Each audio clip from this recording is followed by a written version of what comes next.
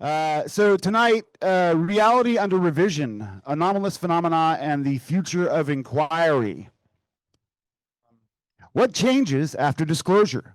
What tools do science, philosophy, anthropology, religious studies, and consciousness studies offer for understanding UFOs and other anomalous phenomenon and experiences? How will academia and the media respond to a shifting reality? This event was convened by the Visible College and perhaps the founder of the Visible College, Stephen Brown, from the Ohio University or Ohio State University. Yeah. He's going to start us off with some short remarks, and we'll go from there. So thank you, guys. All right, everybody. Nice to meet you all. I'm going to try to accomplish 3 things in the next 15 minutes. I'm going to try to introduce this event. I'm going to try to talk about this cultural moment. And I'm going to try to introduce this organization called the Visible College. Before I do anything else, I do just want to thank a few people. Everybody look at Drew and give the hugest round of applause for making this event happen. Also, this lovely person over here, Craig, is doing a lot of the heavy lifting at the Visible College these days. We also need to thank Danny Sheehan, because it was my conversations with Danny Sheehan which originally began the Visible College.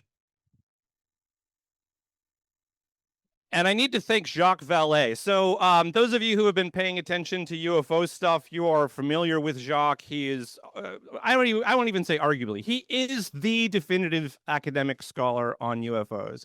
And the name of our organization was a joke, right? Because Jacques wrote this book called The Invisible College. And The Invisible College is, a number of different things, but it's been this group of people, Jacques among them, Hynek and others, who started meeting about 40 years ago, talking about these issues, largely in secret because of the degree of ridicule and academic persecution that happened for taking these things seriously. And so when I started working on this, it was I was on a podcast and the host joked like, "Oh, you're basically the Visible College," and so that's what we were trying to be. That, I think, is a decent introduction to what I want to try to accomplish here today. So there is this big cultural moment going on right now. For my whole life, it has been the case that if you start talking about UFOs, now we would call them UAP, unidentified anomalous phenomena. You try to talk about aliens, now we call them NHI, non-human intelligences. You're a laughing stock. And I know this because it was me doing the laughing up until about 3 years ago. I teach philosophy, and I was talking about epistemology. And when I would talk about, if someone said, my actual example of belief you could safely ignore was if someone said that a UFO came down and aliens came out of it, you can safely believe that something is going wrong and not believe this, right? And it was Ross Coulthart and David Grush who pushed me down the rabbit hole and made me start realizing that that's not correct. So anyways, we're moving from this moment where, especially in academia, intelligentsia, there's been this assumption that everything in this space is either a misunderstanding of some kind. You've seen swamp gas or a weather balloon, or somehow our best fighter pilots are misinterpreting a distant heat signature as something on their radar pip, right? It's either that or it's a deception of some kind. Someone's trying to sell a book, or they're trying to distract from some secret military program, or perhaps it's psychosis, something going on in someone's neurochemistry, psychology that's making them see something that isn't there. That's been the assumption, right? That anything about UFOs and aliens and UAP and NHI, that it's something there. It's an error of some kind. And what's happening now is more and more of us are awakening to the reality that that's not what it is. And those of us who take these things seriously, especially those of us who follow in the footsteps of people like Jacques Vallée and Diana Pasulka and people like that, we realize that, taking this seriously is very, very hard, because it doesn't lend itself to a simplistic explanation. And so this is the inspiration for the title of tonight, Reality under revision. And what I want to do quickly in the 10 minutes or so that I'm going to spend with you now is talk about 3 different ways in which we might experience the revision of reality, each of them more disruptive than the one prior. And there's a tendency when our perception of reality gets upset to try to stay as close to home as we can, right? To try to stay with what's comfortable. And it seems that that's not going to work here, right? The people who take these things the most seriously, people like Jacques and other scholars who've been paying attention to this for a long time, they tend not to stay on the comfortable end of the spectrum. They tend to end up on the most disruptive ends of the spectrum. And I want to just kind of lay out the land there. I'll tell you a little bit. I occupy the distant end of the spectrum. I suspect that the most disruptive views are the closest to the truth. But I want to say that we as the Visible College and the community of people, academics and scholars and other kinds of researchers who are taking this seriously, we don't agree with each other, right? And I'm not trying, we as the college do not try. In fact, it's one of our values to not try to bring about consensus. That's not what we're doing. What we're trying to do is create a community context where people are kind and open-minded, and all the craziest ideas are on the table as we sort of sit together and puzzle about what that might mean. So what I want to do is just sort of walk you through sort of 3 levels of reality revision, and then I'll hand it over to the rest of the panel. Okay, so the first one is the easy one, the comfortable one, right? We make new discoveries, but we make them within essentially the same kind of physics that gets taught in our academic departments, right? We know that the universe is old, our galaxy is old.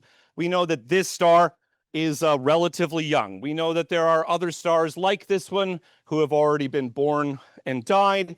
They had plenty of time for a species like ours to evolve and build their chat GPTs and their SpaceXs and then start moving around the universe. If they started doing that, they could build probes, which could then come to mineral-rich probes and then make other probes, right? And even if they don't ever exceed the speed of light, they just go pretty fast. There's been plenty of time for them to get here, right? When people talk about the Fermi paradox, they forget that Fermi did, in fact, introduce this as a paradox. It's surprising, said Fermi, that we don't see contact. And of course, maybe we have, right? But all of that's pretty easy, right? You could build a big spaceship and have multiple generations on it. If you make it go fast enough, then you get the time dilation thing. So the beings that live on that don't experience the same amount of time as the beings at the stars who are sitting at rest relative to the stars. That's the sort of easy route, right? And it is important to note that that's actually pretty compatible with the view that we have, right? So it's not actually a crazy thing to suggest that there might be non-humans here who have come here from somewhere else. Next step, though, is the revision of physics, but not a revision of metaphysics. Now, I'm a philosopher by training, so I know that not everybody understands the physics-metaphysics distinction. So let me quickly teach you the physics-metaphysics distinction, right? Physics is just the way that we describe the universe. If we had the correct physics, then we would be able to describe the universe accurately at every point, which we do not have. But metaphysics is whatever answers the question, why are the physics that way, right? What explains the physics itself? And these days, if you hang out in academic physics, you're going to have basically one of 2 views. You're going to be a materialist. You're going to say the basic constituents of reality are little bits of matter that follow these laws of physics that we are trying to understand. But not everybody is a materialist. Not everybody thinks it's only matter. Some of us believe in things like miracles and the supernatural and stuff like that. But we've all kind of, as the academic social contract, agreed to accept this view called methodological naturalism.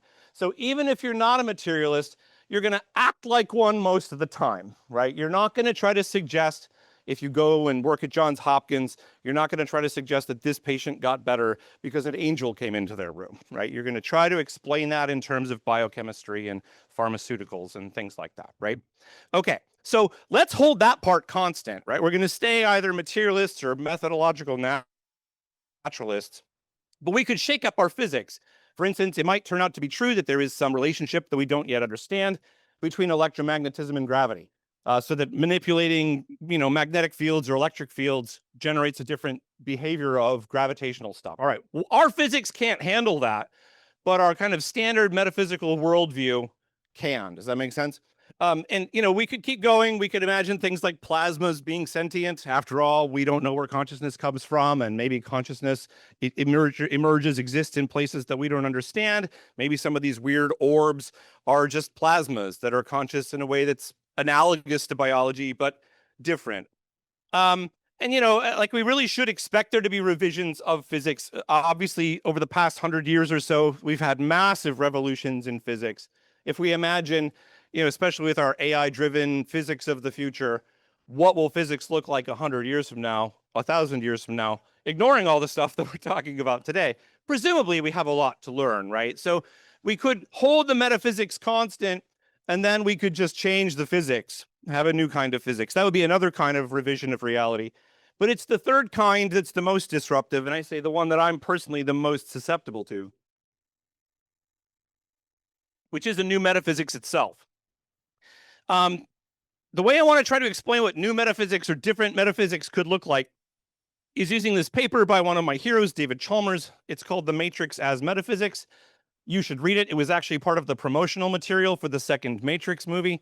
It's one of these weird situations where it's like pop culture and good philosophy at the same time. But Chalmers asks us to imagine that we are all in the Matrix. And I want you to just imagine that this is a computer simulation, right? Generally speaking, when people suggest this, they suggest it as a skeptical hypothesis. It seems as though there is a table, but there isn't a table because I'm in the Matrix. But Chalmers suggests that that's not the only way to read this. It could just be that we are in the Matrix and that's a table, and that's a table like we've always meant it's a table. Those things, the things that we eat on, the things that we make, the things that we build them. It's just that what a table is a program running on the Matrix. This is not a skeptical hypothesis. This is a metaphysics hypothesis. So matter isn't just existent without explanation. Matter exists with an explanation. The explanation is the Matrix. Now, the philosophers of religion in the room are going to get itchy, because if you do that, and you say the table is explained by the Matrix, well, presumably the Matrix computer is also sitting on a table or something like that. It's made of something in a world above ours. Well, where did that come from? And where did that come from? And where did that come from? Right? And down this road lies these cosmological type arguments that I'm fond of, right? And so there's another kind of hypothesis, which is sometimes called idealism, which operates a lot like a matrix metaphysics, a simulation theory. It's just, except instead of the computer, you just use the divine mind, right? And then everything that would be like software would be ideas in the mind of God, or ideas of the divine being, right? Like a field of consciousness. And then everything that we see on a day-to-day basis is just things that the divine mind is conscious of, right? And that's going to sound kind of weird if you walk around one of our academic institutions here in the United States, or the English-speaking world, the European world. But I want to just quickly note that globally speaking, historically speaking, this view is not weird. This is Plato's view. This is all of the Neoplatonists' view. This is a view that is variously expressed in Hinduism, especially Kashmir Shaivite Hinduism, in Buddhism, especially Yogacara Buddhism. I put those on your little sheet so you can Google them or talk to your AI friends about them later so you can know more about them. I find these views very attractive, and I find them very capable of handling the weirdness of the phenomenon, which is not straightforward, right? As Jacques taught us many years ago in the Invisible College and in the Passport to Magonia, right? Like these beings seem to be the same kinds of beings interacting with us in the same kind of way as the fairies. Right? Sometimes it looks like there's a floating ceramic object in Japan. Sometimes they look like airships here in the United States. You could suggest that this is misperceptions of spaceships, but it might be something stranger. It might be something disruptive. So what's happening right now at large is we're moving from this world of the unidentified, mysterious, hopefully to something new, where we encounter whatever this is, whatever these beings are, as I just like to call them, the neighbors, right? What might the neighbors be? They might be aliens from other planets. Maybe some of them are, maybe all of them are. They might be beings from other realms, interdimensional beings, spiritual beings, beings that we can't quite understand because our worldview needs to be changed. They might all be aspects of the universal mind. We don't really know. What we need to do is have deep and interesting and friendly conversations about this, and that's what we're going to try to do with you here tonight and moving forward. If you consider yourself a scholar of some kind, consider joining us at thevisiblecollege.org. And we meet together about once a week and we have conversations with each other, and then we try to do cool things like this if Drew makes it happen. I love you all. Take care of yourselves. I'm going to give this to James. Thank you, Stephen.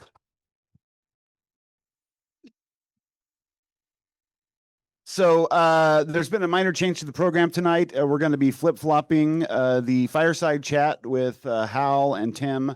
We'll be following the panel discussion so folks can keep following the itinerary here and understand we're not doing away with the fireside chat. It's just being momentarily delayed. I want to start my little introduction here of the panel. And if you folks want to come up here and start settling yourselves, I'll give you cover with my soliloquy. Reality under revision, anomalous phenomena, and the future of inquiry. It strikes me tonight, surrounded as I am by some of the best and brightest minds in the world, that we're all in the midst of a transformation. We've done it before. Humanity more than once has been forced to acknowledge and quickly transcend a mistaken or short-sighted worldview that kept us all living in a cage of our own ignorance. The Copernican revolution is perhaps the most directly translatable when humanity suddenly recognized the truth about Earth's position among the planets and in relation to the sun. We decentered ourselves, admitting that we here on Earth do not occupy the center of all creation. In a way, now, through the study of UAP, non-human intelligence, consciousness, psi capacities, quantum strangeness, and more, we're learning that while we may not be the center of things cosmological, we are of the center. Our minds can apparently bridge physical gaps, and there may be some rigorous truth behind much of the old spiritual wisdom that our foremothers and forefathers all knew to be factual. So perhaps following our swing out, there it is. Okay, sorry.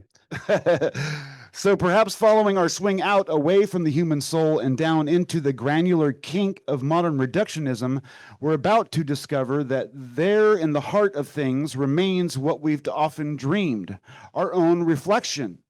We are the miracle. We are the UFO. In some sense, we are the alien who has long been divorced from the broader wholeness that is the unfolding cosmos, and we're just now landing on the surface of a new and radically cosmic understanding.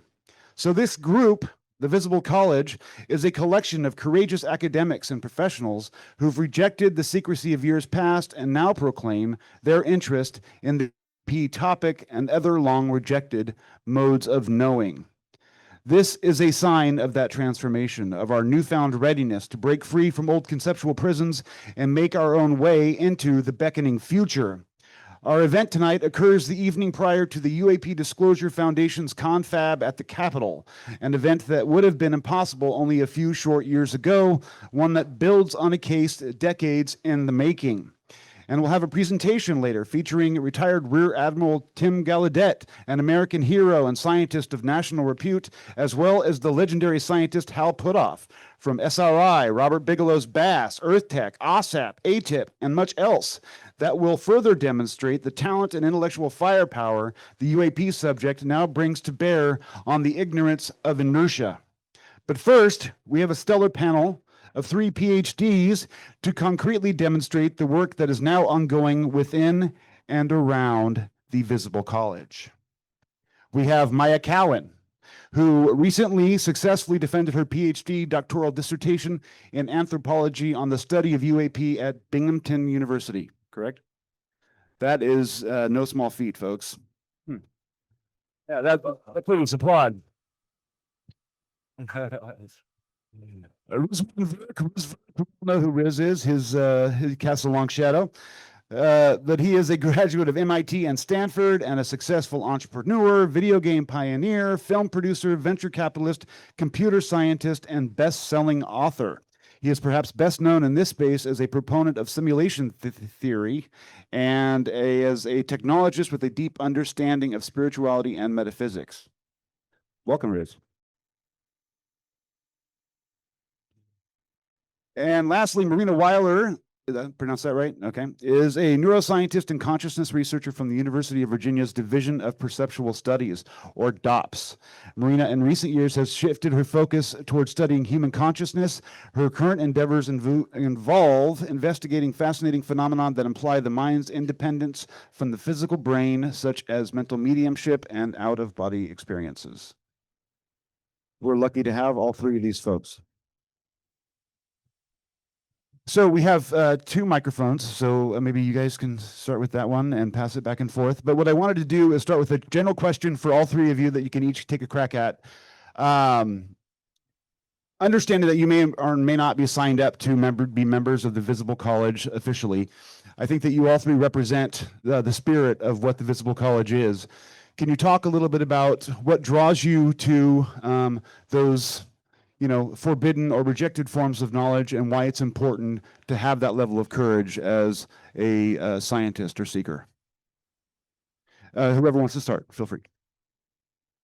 Okay, so I guess I'm in a way kind of like a meta Visible College member, because I started out in this field not feeling like, okay, I'm going to become a scholar of UAP or UAP studies. I started out studying UAP studies as like a community of practice and a emerging field of expertise. And it was somewhere along the way, I think I got invited to speak at a conference, and then I realized like, oh yeah, okay, I guess I actually am doing UAP studies by studying the people who are doing UAP studies. So that's kind of how I ended up here. But yeah. Riz, how about you in terms of engaging with rejected forms of knowledge, why it's important and why you like to be one of those trailblazers? Yeah, what's interesting is for years I was living a double life. By day I was a Silicon Valley entrepreneur dealing with investors, employees, irate clients. And then in the evenings and weekends, I'd be exploring different aspects of consciousness, whether it's, lucid dreaming, out-of-body experiences at the Monroe Institute, shamanic dream work. And for a long time, I kept these parts of my lives relatively separate. But then a few years back, I wrote a book called Zen Entrepreneurship, where I was trying to bring the two together. And that was kind of my coming out. And I was really worried how, like, the investors in particular, I was living in Boston at the time, would react. But it actually turned out all right. And then when I started writing about simulation theory, got further and further into this idea that it's okay to talk about science, technology, and unexplained phenomena together. So I went back for my PhD after having, a successful career in Silicon Valley. And so I didn't quite have the same worries that perhaps, a younger PhD might have. But I also did a project on the side about UFOs and what academics thought about UFOs. And we'll talk about that later if we have time.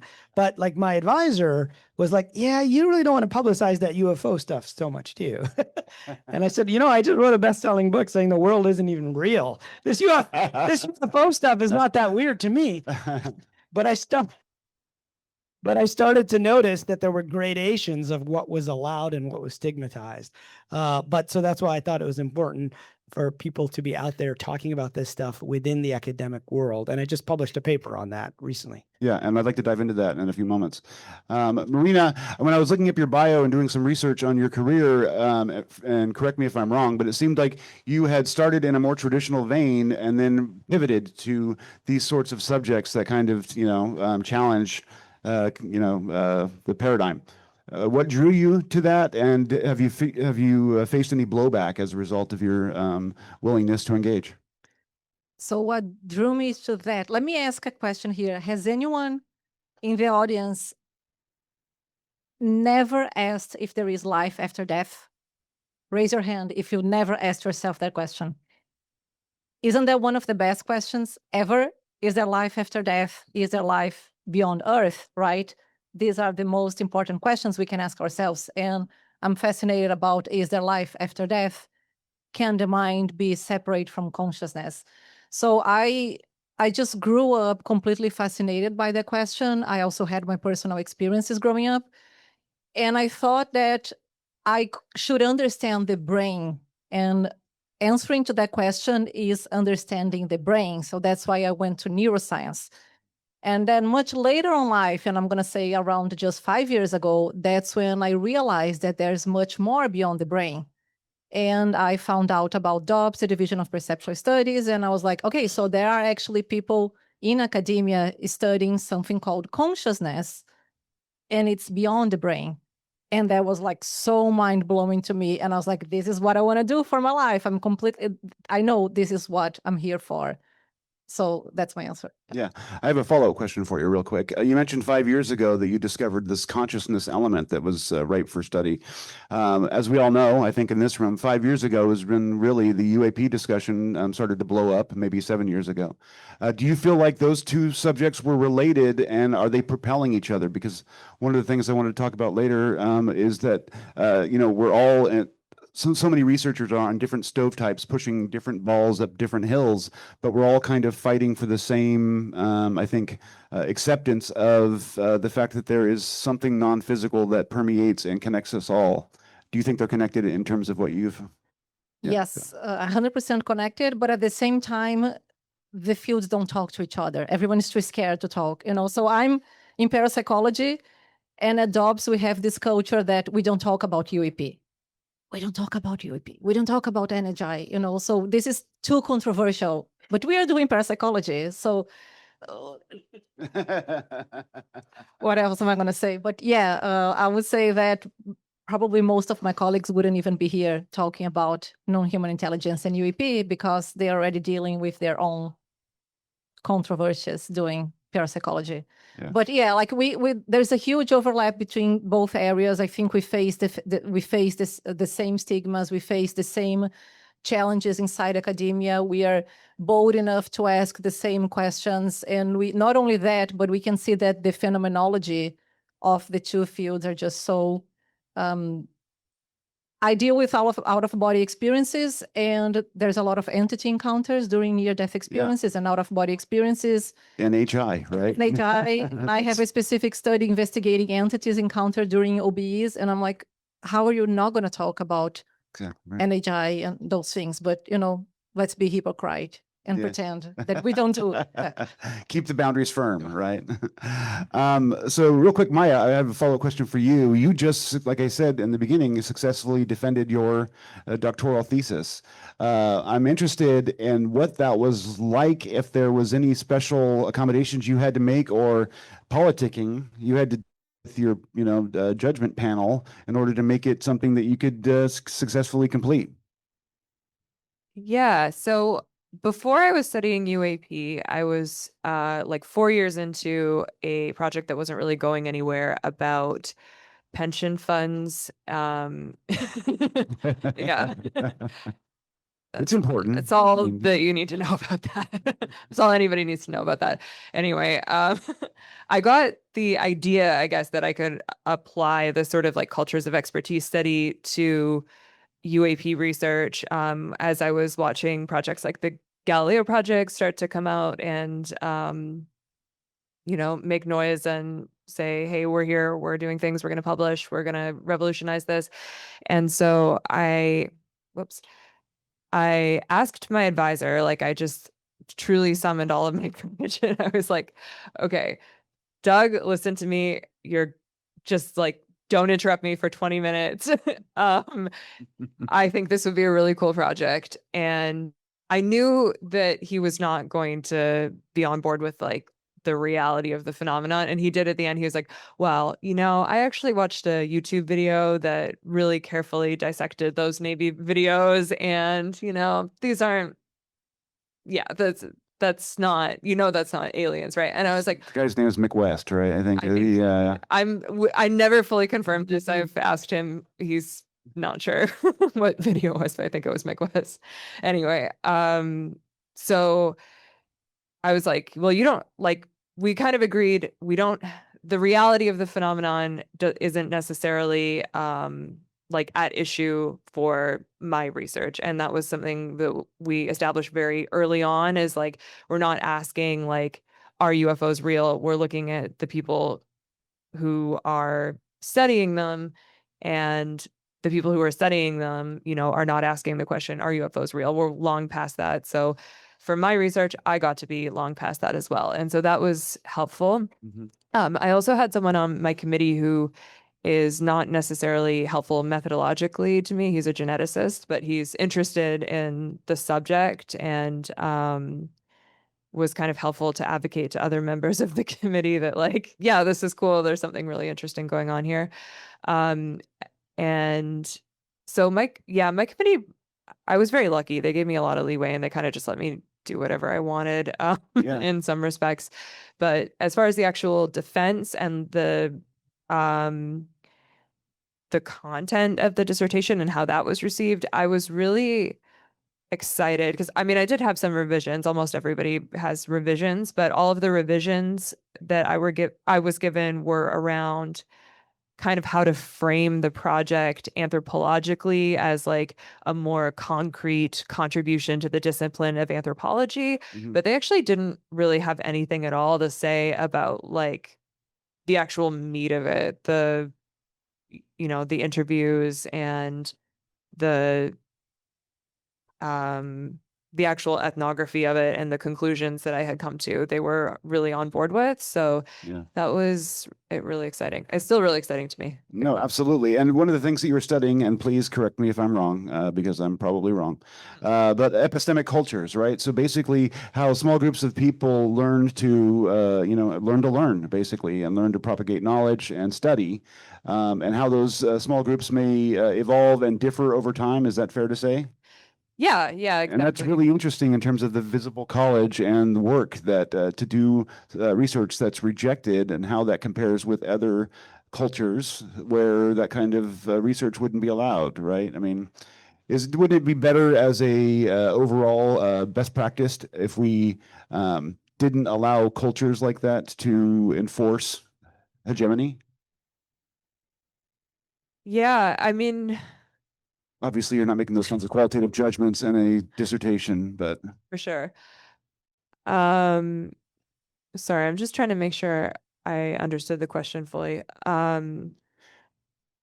basically, I mean, I'm saying you were studying the culture of, what's it called? The UAP studies, but the visible college, yeah, as an epistemic culture. Yeah, as an epistemic culture. And I was just saying that that's evidenced in the way that we've kind of have a mainstream epistemic culture that rejects sort of the rejected knowledges of, some of these other studies. And that's problematic, I guess, is what I'm asking.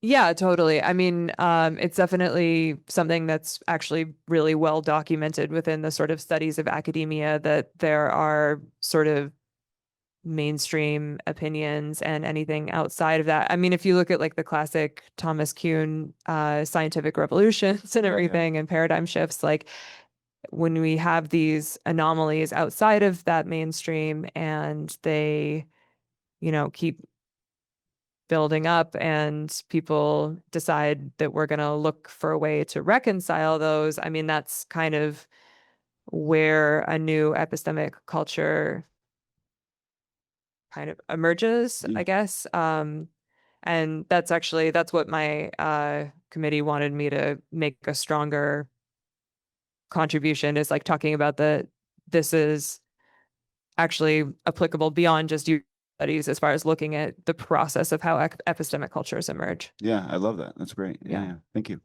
Riz, so, I mean, you were talking before with the panel about a recent article you've written, and you seem to be in the middle of that same practice of bringing rejected knowledge to the academy and doing it on your Substack, but you're going to turn that into an academic article. Is that what I heard? Maybe you could talk us through that. Sure. Yeah. So there's two different articles. Okay.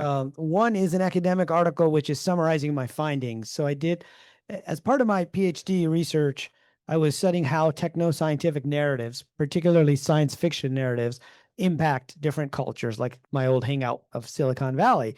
But during that, I came across something called boundary work. And boundary work is when scientists use a rhetorical strategy. So it's a little bit different than the boundary problem of science, but it's related. It's a rhetorical strategy where scientists say that is outside the boundary of respectability and it's not legitimate. And so there's a book called The Pseudoscience Wars. I don't know if anyone's ever read it. It's about Velikovsky, who had this idea about, Venus crashing into the Earth. But anyway, that book defines pseudoscience not just as any rejected knowledge. It defines it as knowledge that would threaten the scientific community in some way. They use pseudoscience as a label. So it's an active label that they use. And I started to realize this is what's happening with UFOs, as well as with out-of-body experiences, as well as with near-death experiences, all of these types of things. And so I wanted to do this project. And they're like, well, you got to find a supervisor, because my dissertation supervisor wasn't into that. So I went to this one guy and I said, hey, can I do this project and you can be the PI? He goes, yeah, sure. He goes, you know what I'm studying, right? He goes, yeah, if they ask me, I'm going to say Riz is doing some weird alien shit. I don't know what he's doing, but I'll let him do it. Basically. So I interviewed 20 professors who had openly studied UFOs, including people like Avi Loeb, Gary Nolan, some other folks that are here that you may have heard of. And I asked them about, what was their experience in coming out. And I found that there was a clear stigma, within academia, such that they waited until after they had tenure. Many of them. So, kudos to Maya for doing it as part of her PhD as well. Amen. And they literally, some of the quotes were literally, I tell my PhD students, don't do this. Wait until after you have a job in the humanities or wait until after you have tenure. And it turns out a lot of the humanities and social sciences people thought, well, maybe the physicists reject this more than the social sciences and humanities. But it turns out that wasn't the case, because in social sciences, and I think Maya was talking about this as well, it's okay to study UFOs as a sociological phenomenon, which is, why do weird people believe weird things? But it's not okay to study it as if it was, an actual ontologically real phenomena. And so anyway, I had a bunch of these findings that I put together into this academic article. It's up for preprint online, but it's currently in peer review with Nature Humanities and Social Sciences Communications. They rejected it 3 times for technical reasons initially, so it took a few months. But then finally, they've submitted it for peer review, so it should be coming out soon. Okay. And then there were, a real quick follow-up. There was a second article that you were talking about on your Substack that was talking about the the presence of aliens in simulation theory and how that might work. Correct? Yeah. So I just wrote an article called "The Avatar Hypothesis for UFOs." So we've all heard about the extraterrestrial hypothesis. We've heard of the prosaic explanations. We've heard of the time travel hypothesis. And my idea was to look at the intersection of the simulation hypothesis and UFOs. And it actually came from talking with Jacques Vallée, who, was telling me about these cases where one person would see the UFO and the person standing next to them might not see it or might see something completely different. He told me about one case where they said the UFO came down at a 45-degree angle and landed in a clearing in Northern California. Now, if you go to that area, Jacques said, there's these huge redwood trees. And so afterwards he asked them, well, that means it would have had to have cut through the redwood trees, but the trees aren't cut. And they said, yeah, that's what happened, but we didn't want to say it because we'll sound crazy if we say that. And then I kept hearing stories about the beings going through walls, appearing in different formats. Whitley told me an interesting story about a young man with a girlfriend. You can ask him more about it. I won't go through it fully, but she said, I'm a gray alien, actually, after he found out she was pregnant. And she said, okay, and she changed her look to that of a gray alien, and then she changed back into human and said, I'm going to take the baby, which hadn't been born yet, back to my people.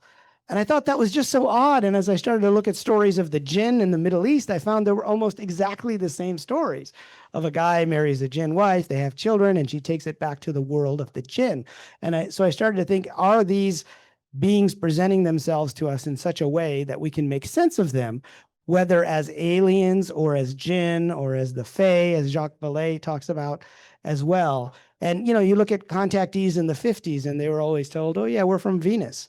Now, we know they're probably not from Venus, but that was something that would make sense to the people at the time. Just like today, the extraterrestrial hypothesis makes sense to scientists. As Stephen was talking about, it at least fits our materialist paradigm. But are they lying to us about that? Are they projecting into our reality almost like a holographic projection? And do they have avatars which they can change the look based upon where we are? So that's what that article is about. And that's up on my Substack if anyone's interested. I find that interesting in a lot of ways because you mentioned simulation theory, and a lot of people's minds immediately go to racks of computers on a wall. It's all binary digits and all that kind of thing. But I mean, whatever the technology is that they may be using to manifest a simulation, it could just be our reality. There doesn't have to be a computer interface involved at all. It's just a way to describe, the interaction, correct? Yeah, I mean, in my opinion, a lot of paranormal phenomenon and UFOs may be teaching us something about our reality. Exactly. And people often think of simulation theory as, a guy with a computer in his basement, like a 300-year-old alien nerd or a 300-pound alien nerd with us on his computer. But that's not necessarily how it works. You can think of simulation theory as a literal thing, or you can think of it as a metaphor. And I like to use the metaphor of a video game. And there's 4 propositions that I give people. And the first proposition is that the world consists of information, not physical matter. It from bit, which is a phrase from John Wheeler, my favorite physicist of the 20th century. The second is that information gets rendered for us, and it seems like it's physical and real. And then the third and fourth get into metaphysical. The third is that it's all a big hoax, right? Everything that we're seeing is a big hoax. And I tell the story of Roger Ebert, the film critic. When he passed away recently, his wife was there with him, and she said the last thing he said before he died was, "Oh my God, it's all a big hoax." And he meant the physical world. And then the fourth proposition is that you are a player in this game, and you have an avatar here, which is your physical body, and you are a player from outside, and you chose to be here, and you have a set of challenges, etc. So if you think of it from those 4 propositions, you can have a more intelligent discussion about simulation theory and the nature of our reality and how it interacts with all of these paranormal phenomena. And it actually has a lot more in common with ancient spiritual traditions, which oftentimes posited the same sorts of things, correct? I mean, yeah, a funny thing started to happen after I wrote the book about simulation theory. I got invited to speak at religious conferences. There was one about Islamic jurisprudence in the university in the UK, and they're debating the beginning of life and when is abortion allowed in Islam, just like we do here, 40 days, 120 days, the night after, etc. And it was all legal scholars, Islamic legal scholars. They said, "Hey, would you come and do a talk on simulation theory?" I said, "What? You want me to talk?" There was an Ayatollah in the audience, literally. But I said, okay. And I actually found all these passages in the Quran that actually implied that we're living in an illusory reality and that everything is being recorded and can be replayed. And then I got an invitation from HarperCollins India saying, "Hey, it's the 75th anniversary of this book called Autobiography of a Yogi. Has anyone read this book? It was Steve Jobs' favorite book. A lot of the counterculture. This is how they learned about yoga and meditation. And they said they wanted me to write a book about that for Indians. And I'm like, I grew up in Michigan, right? I technically never actually been to India because I was born in Pakistan. And they said, no, we want you to talk about simulation theory and the overlap. And it turns out there's a ton of overlap. So I ended up writing the book. But the idea of Maya, the world being an illusion.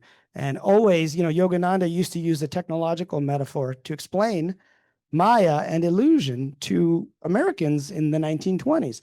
He called it a film projector, and where all the actors and the characters suffer, but the actors don't suffer. And he was using the latest technology to try to explain these unexplainable concepts. And so I thought, well, if he were alive today, he would do the same thing, and that he would use the latest technology, which is computers and video games. It's like we're in a film, but we're also sitting in the audience watching ourselves. We have a script, but we can change the script. We can influence things.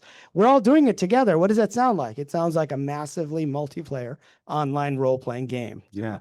And my next book is about God and the simulation. So it's heavy, deep dive into the religious aspects of all the major religions. Yeah. I mean, it's interesting. Even Bernardo Kastrup and Donald Hoffman, they talk about it in these terms too, where they use technological metaphors to describe the interface between the higher self and reality, and whether the physical being is an avatar of some sort.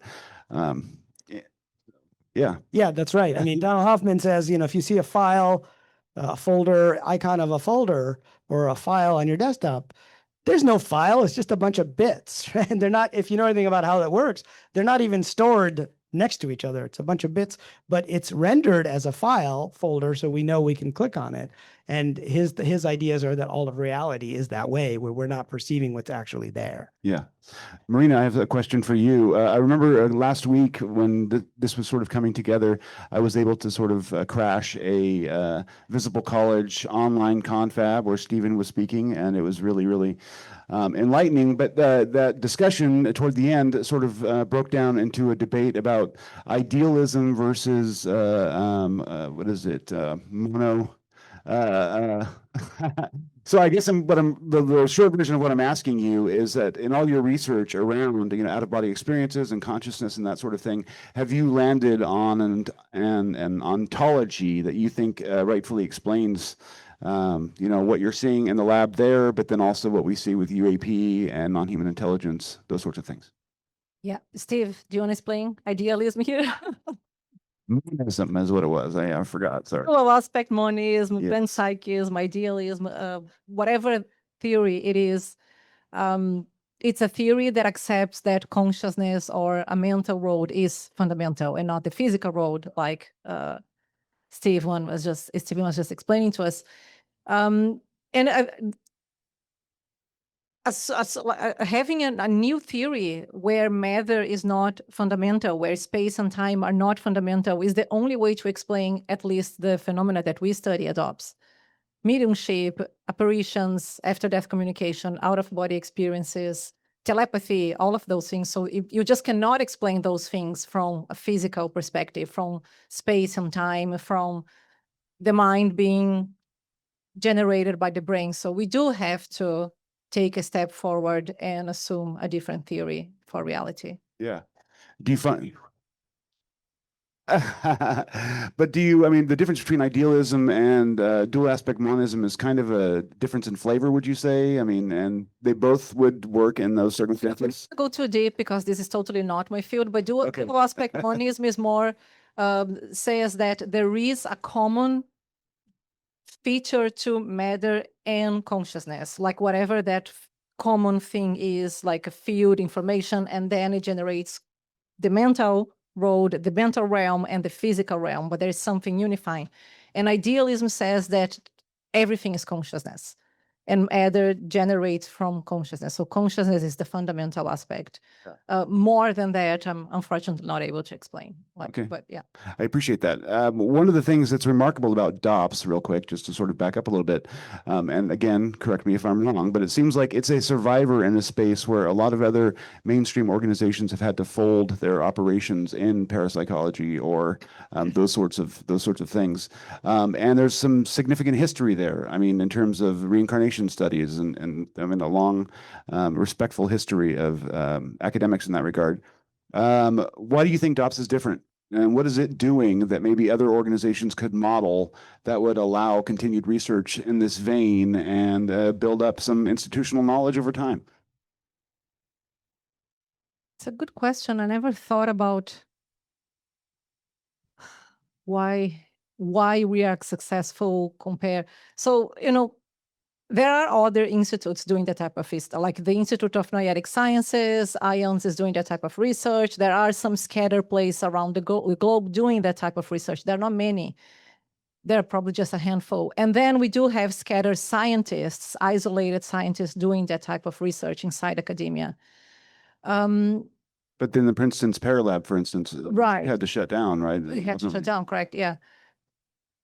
So I would say fortunately, we had big donors interested in so DOPS started in 1967 with Ian Stevenson studying cases of reincarnation type with little kids that have spontaneous memories of past lives. And then eventually we had other researchers, Bruce Grayson studying near-death experiences, and then we had Jim Tucker studying more reincarnation, and then now we have a group of 5, 6 faculty, and we expanded for so many phenomena.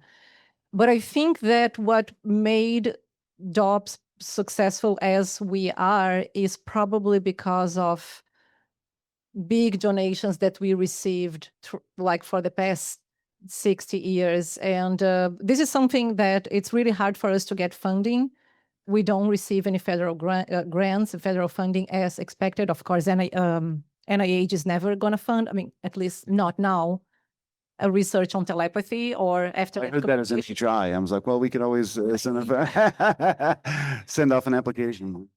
So we do have money from foundations and people that are just interested in funding, but mostly from philanthropic donations, people that come to us and say, I want to fund.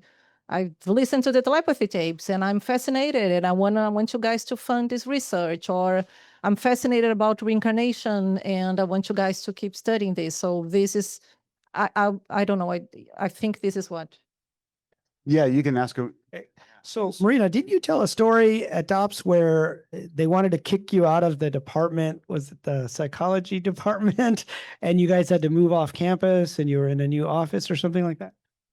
Yeah, so it's actually the Department of Psychiatry and Neurobehavioral Sciences. DOPS had a very turbulent history inside the Department of Psychiatry. Actually, Ian Stevenson, he is from McGill, from Canada, and when he received the news that he was going to receive a huge bequest from the Xerox inventor, UVA was not open to receiving $1 million at that time. And he said, so I'm going to go to McGill and I'm going to found DOPS there. And then eventually they were open to, but for the past 60 years, it's been very turbulent, the history of DOPS inside the Department of Psychiatry. We nearly shut down several times. Eventually, they kicked us out from the campus, so we are not on campus. We are very protected, and we do research in a residential building, so no one knows where we are. We are hiding. No one knows it's UVA. No one knows it's DOPS. And this is a way that we found to get protected nowadays, yeah. Invisible DOPS, yeah. Please, Maya. Did you say that the University of Virginia was not open to receiving $1 million? Yes, Oh my God. Because of the subject matter, is that right? because it was parapsychology. Yeah. Well, that's a statement right there. I mean, if they're turning away money. The name changed many times. So in 1967, it started as Division of Parapsychology, and then eventually changed to Division of Personalities, and then Division of something else, and then now it's Division of Perceptual Studies. You know, we keep.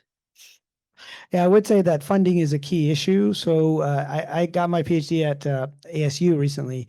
And so I went to the president of ASU and I said, hey, I'm thinking of doing the center where we can invite researchers that are interested in UFOs, simulation theory, consciousness, like all this weird stuff. And, you know, he used to be a venture capitalist. So he's a little more open-minded. And he goes, sure, if you can get your buddies in Silicon Valley to fund this, then I'll let you do the center. But then I had to go down to the level below that. And that's where you get into a lot of politics along the way. But in the end, it does come down to funding. Like if somebody is willing to provide funding to an academic institution, there are usually ways to try to get around some of the stigma around the topics. Yeah, sometimes. But not in the case of DOPS in that particular instance. That's terrible. Real quick, Maya, I remember we were talking on the phone or on Zoom about you having taught a class to students about UAP. And I was wondering if you could sort of outline for us how you sense, I mean, you're dealing with both, you know, the academia above you and then academia below you in terms of younger students. Can you give us a sense of the contrast of energy levels and whether or not the younger crowd is more open to the possibilities because of what we've seen with Elizondo and Grush and Leslie Kane and all that sort of thing, or if it's actually making a change?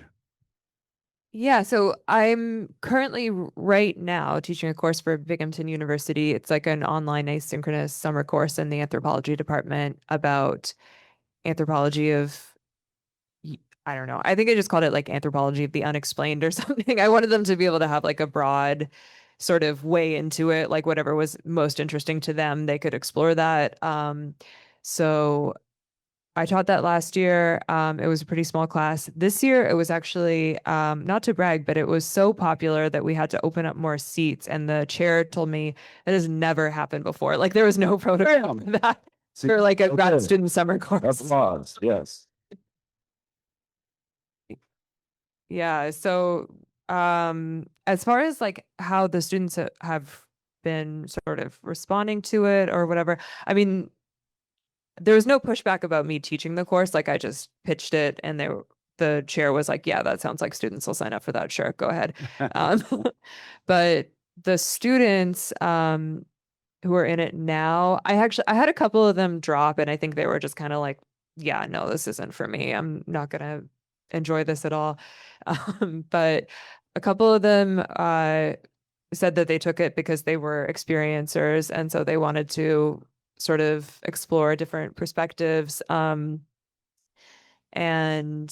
actually, germane to what we were just talking about, there was just in the sort of page where they do their discussions, a lot of talk about the students were like shocked that from the readings that that scientists in particular are being barred from studying this topic so much, and that like the stigma is so high that people are are just like not able to study this or are risking their reputations if they do decide to study this, because they were like, well, isn't that the whole point like of science is that you can kind of like study things and then you get the evidence and then you figure it out.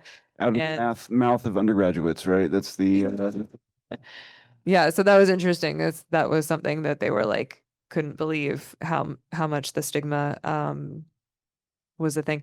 But then it is interesting because I mean, like, I'm not that old, but I remember very well. I was an adult when the 2017 New York Times article and stuff came out. So it's interesting teaching it to students and having them like not even really remember that and having to be like, okay, so you wouldn't have remembered when this happened, but there's this New York Times article. Yeah, exactly. They probably come away from me talking about it like as though this was like the biggest news in the world for like a month, and it really did shatter reality based on the way that I talk about it. But yeah, I don't know. It's a great experience, and the students, I would say, are really respond to it, and yeah, they're very open to it. Yeah. I mean, but they're the students who are taking the class. So Yeah, they signed up. It's a self-choosing kind of population. But real quick, I had a follow-up for her. Now if I'm gonna forget what it was. Thanks, Riz. You ruined it. No, go ahead. You comment and then I'll follow it up. I just wanted to say, like with the 20 professors that I interviewed, I mean, consistently the stigma has started to change since the New York Times article, particularly with undergraduates. That not necessarily for graduate students, because they're often worried about, like, especially PhD students, That's right. they're worried about getting their first academic posting. And so I asked them, well, how is the stigma maintained? Did somebody tell you don't study UFOs? And it turns out for most of them, that was not the case. Nobody said don't study UFOs. But during their graduate studies, there was a socialization procedure that happens. And I call this guilt by association and social identity. And they said what would happen is someone would bring up a topic like near-death experience or Bigfoot or something else. And we would all sit there and make fun of it together, right? And so as you become a scientist, your identity becomes, we make fun of those people. And so if you're one of those topics, so this was like how the socialization worked. And many of the professors that I talked to, at least some of them said, oh yeah, I used to laugh at it as well, just like, Stephen was saying earlier.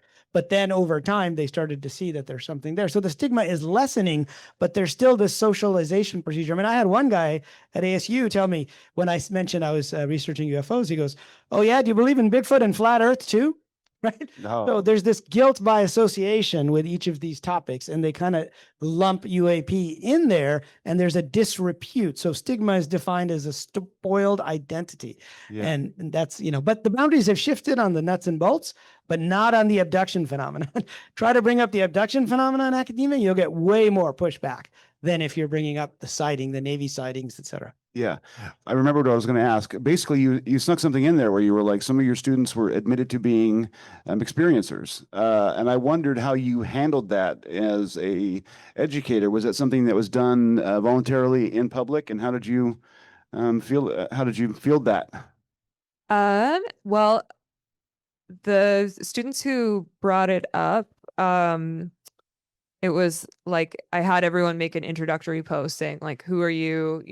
What is your academic background? Why are you taking this class? And students like voluntarily said, I think there was like 4 or 5 of them voluntarily said, I'm taking this class because I've had some sort of experience myself.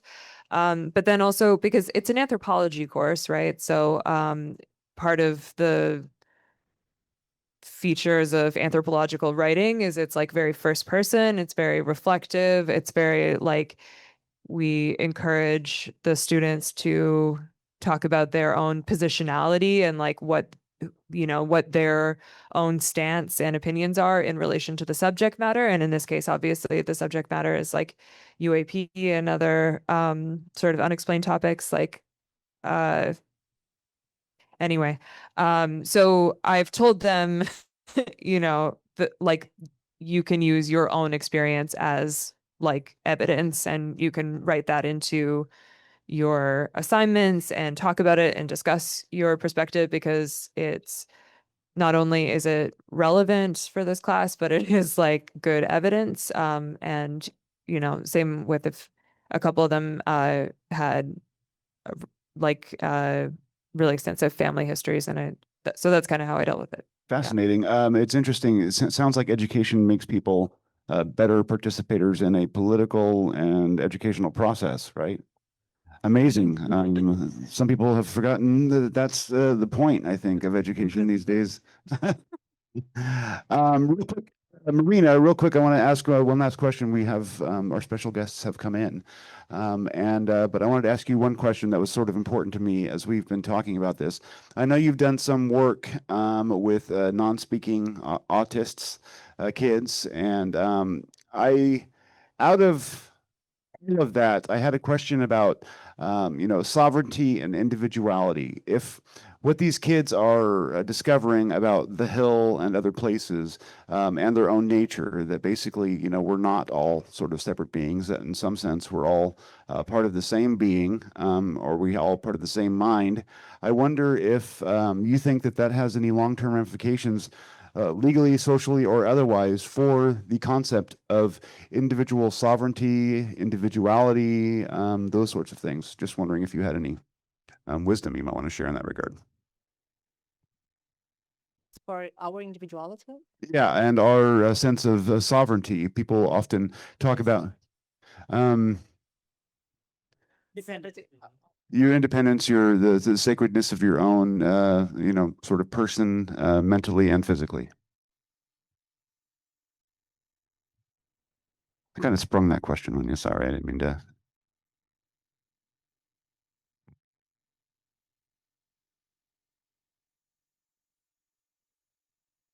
Anyone else want to take a crack at it?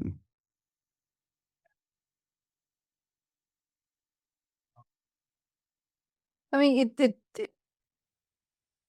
Fair enough. I don't know if I'm going to answer. I don't know if I like, truly understand your question. Sorry, I'm still a little confused. That's my bad.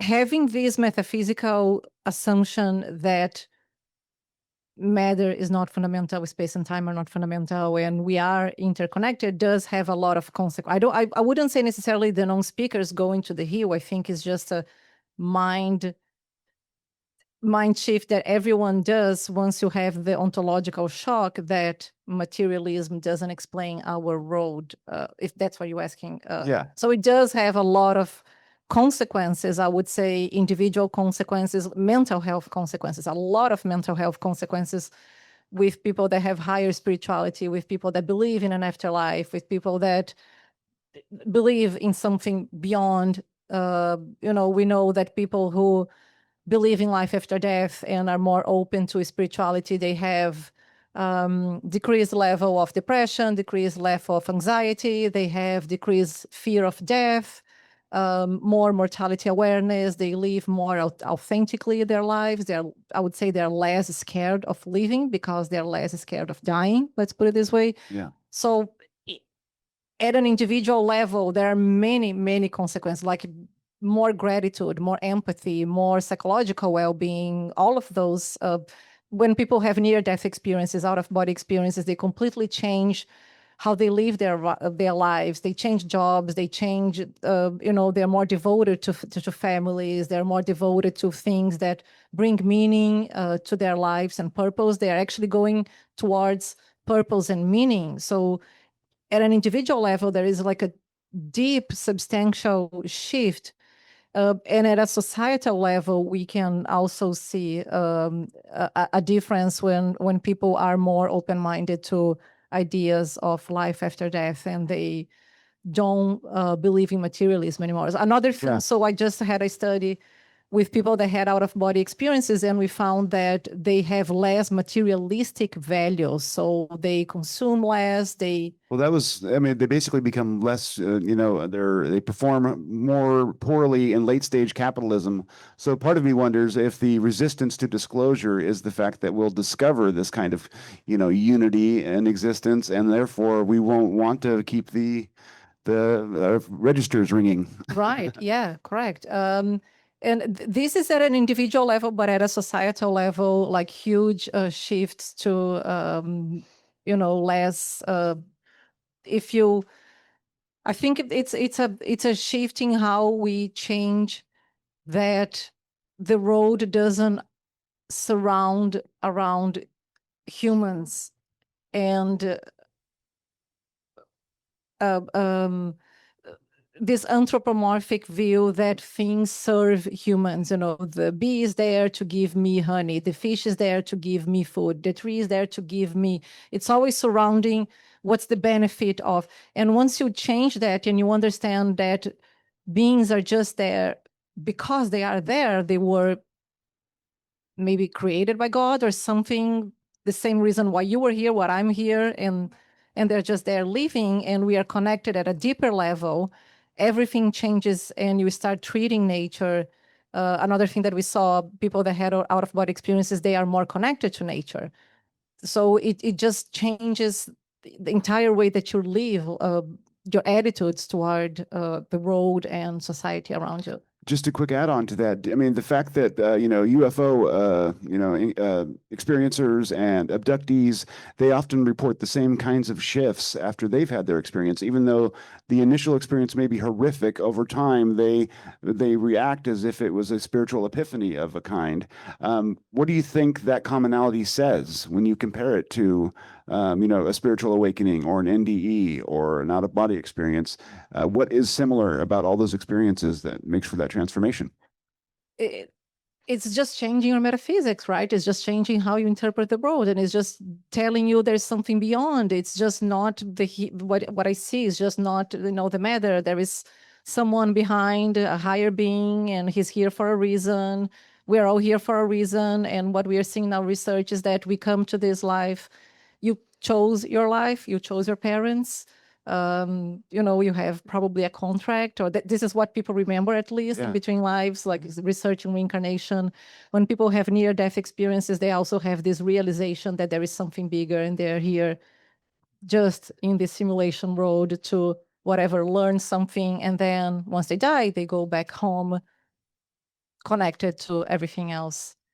And and like one thing specifically that I wanted to say about the non-speakers is that they speak about God all the time. They are so spiritual. They are so and we are talking about kids, many kids that never went to school, that never received education. They've been going to life skills schools, they are not learning but once they are given the opportunity to spell, they are spelling this complex and abstract and deep messages talking about God and spreading love. So 2 weeks ago, I was fortunate enough to visit a non-speaker in Maryland, and I was there for the entire week doing experiments, and it was just completely mind-blowing. It was just so amazing, him doing telepathy with his mom, and he's highly mediumistic, and he talks to angels, and he just said he has a purpose in life, and he just talks about, they talk about Jesus a lot. He goes to the church, but he talks about love and God. And he said, my purpose is to connect people here with people there. And this is what I want to do because the angels are calling and they want to connect. And this is a 17-year-old boy's purpose in life. Yeah. And I remember from yes, please. I remember from the first season of the show where they were talking about, why, folks who are not of their condition can't access this space. And it was like, because they're not honest enough, I think was the answer. Basically, they're not pure enough. And that I'm getting goosebumps sort of just talking about it because it says so much about how we are now and the kind of the illusions that we live under, and how much we might need to change if we're actually gonna. So this boy specifically told me that the hill is only for autistic people. Ah. So if you want to go there, you can't. It's only for autistic people. Try as we might. Well, what's interesting about this too, Riz, is that this all fits in within your simulation theory. Yeah, let me add a quick non-speaker story, and I know we're running out of time, but many of you may have met Lidu, who's a teenager non-speaker, and her mother, Dahlia, who does Mindsight at these conferences. And I was at a conference last year, and her mother, Dahlia, comes up to me and says, "Hey, Riz, Lidu wants to tell you something." I was like, "Oh, okay, that's interesting. What does she want to tell me?" And what she wanted to tell me was that when she's looking in on her friends, or her friends are looking in on her, she said it's like they're in a video game together, and they can like look at what their other character is doing, and they can offer help to that. So it comes back to the idea that we may be in some complex type of multiplayer video game. Yeah, yeah. Mic drop moment right there. So I think that's about it. We can do viewer questions, or do you, let's do a few questions for folks. We have 2 mics, so I'm happy to pass out a microphone if anyone wants to ask any of our panelists a question. And then we will, after that, get Hal up on stage. Say your name first. My name is Jackson. Some of you may know me. I had a question for the panel. I have it written down here. So repeatability is the backbone of the scientific method, but the phenomenon shows up on its own terms. Is the method failing, or are we applying it in the wrong way? And what would a science built to study things you can't summon on demand actually look like?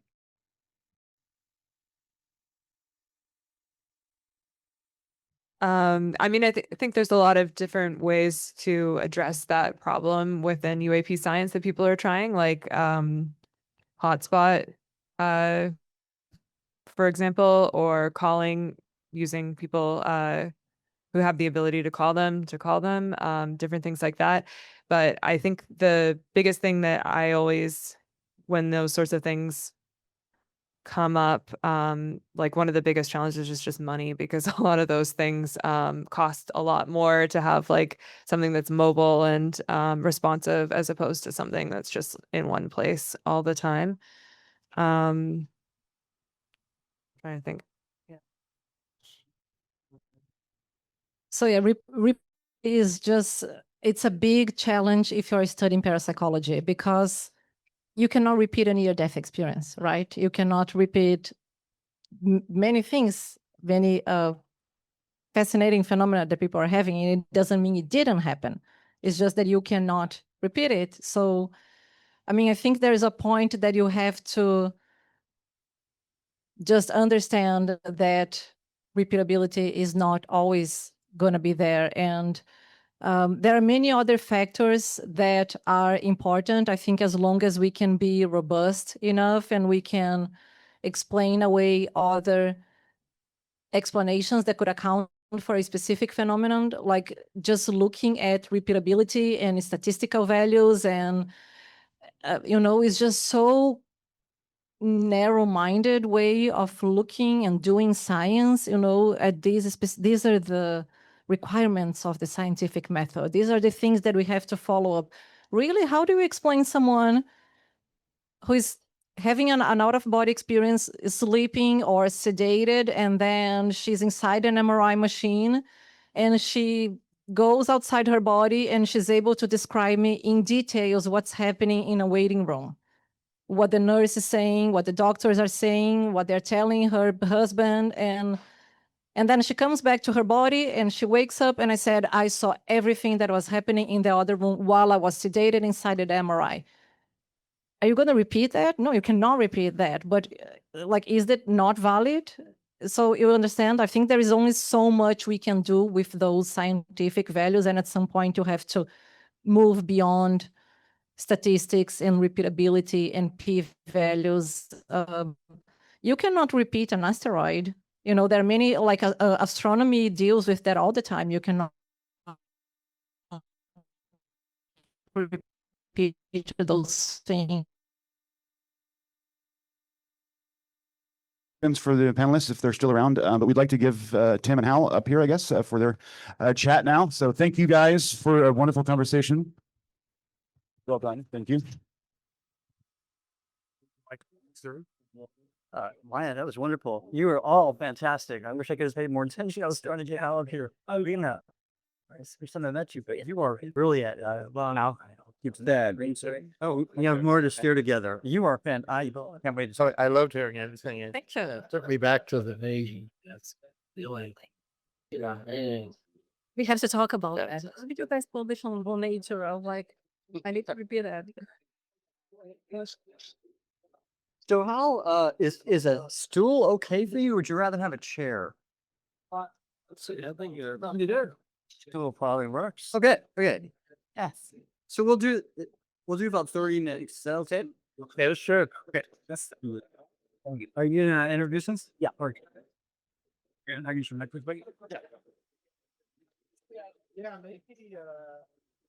Okay, guys, let's keep the volume down here. We want to make sure that we hear every word of this exchange for obvious reasons.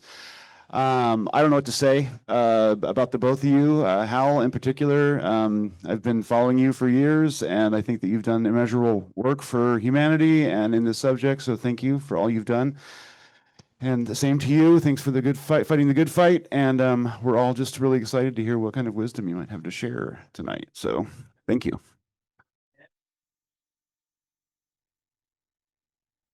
Well, thank you, James, and thank you all for being flexible. Hal just came in with his wife, Adrian, on and how travel is. It can be inconsistent and unpredictable, but we're here. So great to have this little fireside chat. I'm going to introduce this by just making a couple observations from the last panel. First off, I love all three of the members. Marina is just brilliant. There's too much to say about her. But I thought her observations about working with autistic individuals is really interesting about consciousness, and we have so much to learn from that, as we have with Diane Hennessy Powell and people like Julia Mossbridge. So there's a lot to say about consciousness. Then there's the connection with UAP, which I think the brilliant Jacques Vallée has mentioned before, of the interesting intersection between UAP and NHI and OBE and NDE. If that's too many acronyms for you, I'm from the DoD, so there you go. I'm just whenever I was born and raised. But that's a very fascinating element, and I'm glad this last panel addressed it. And Riz talked about the nature of reality that we still don't understand. And I think and that's where we are today. And this is great to be here to address it. So first off, I don't need to introduce the brilliant Dr. Hal Puthoff, because he doesn't need an introduction based on what we all know as a community. However, I do want to share that we're at an interesting intersection in history with respect to UAP and this whole topic field, because I have somehow found myself as a member of this UAP Science Advisory Council that the ODNI has established, which now, okay, good, that's good. Yeah, actually, that deserves that, because, and I'll caveat this. I was a appointee in the first Trump administration. And so I have my thoughts about the real intentions of this administration. They're not all positive. However, this is a thing. Okay, so they've established this council. Recall the last Science Advisory Council was the Robertson panel. And you know what that did? Okay, it established this decades-long disinformation campaign. And we're not doing that. So I've gotten my rudder orders from the ODNI, and I'm working with Dr. Avi Loeb and the other scientists on the panel, including Dr. Peter Skafish and Dr. Gary Nolan. And they're telling us, okay, tell us what to study, tell us what to release. And we just had a meeting with the National Archives today. They have an office that is in charge of basically security classification standards, and they're out to release information, and they've been given the charge. And so they gave us guidance on how to engage different agencies and how to ask for information. So I'm going to shelve my suspicion about the administration's intent, and I'm going to move forward and move, as the Navy would say, I'm going to move forward smartly and really work to do the job we all want to do, and that is seek disclosure and scientific study of UAP. So that's what we're doing. What I like to do and spend this time with is a little shift from the last panel and actually ask you, Hal. So you weren't included on the panel, not for a reason, just because they just pick people, right? But because I have a relationship with you, I'm going to use you as, as I'm a member of this council now, because I want to lean into your vast experience here. So I'd like to just start off and ask you, if you were me, what would you ask the ODNI and the White House for in terms of information regarding UAP and the files that have been released so far? And how can we learn more scientifically about UAP, noting that you've already accomplished quite a bit in this field with OSAP and et cetera. But what more should we ask them? How do I do my job better? Oh, well, that's a challenge. And I'm working behind the scenes in this field still also, as it turns out. And but I think what we have to get out there for people, because they want to know, is can there be solid evidence stated that for sure we have craft and we have bodies? And of course, those of us who have been directly involved in OSAP and ATIP and some of these other programs know that the answer to that is yes. But the question is, for the average person out there in the public, it's, well, is that real? Is that real? Show me something. Show me something. So I think coming up with records out of the files that would begin to lead people into the direction of recognizing they just don't have to take somebody else's word for it. But how far are they going to go? And so, I have a big complaint about the whole field as it stands right now, and that is, and some of it's for security reasons, and that is, at this point, all the people working on it in the defense industry have their little fiefdoms, and their little stovepipes, and their little compartmentalizations, and no one's talking to each other. So you've got people sitting side by side on desks, and they're not talking to each other about, what they have. So there's no way of integrating it. So one of the main things that we tried to do under OSAP was to try to break into that system. There you go. Okay. We tried to break into that system, and one of my big complaints right now is that because of that compartmentalization, forward progress on the science and understanding is extremely slow.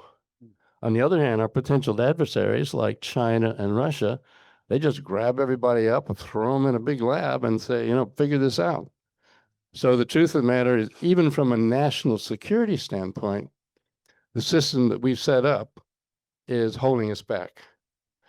So anything that you get to offer to try to break down that compartmentalization, I think would be one of the best things to do.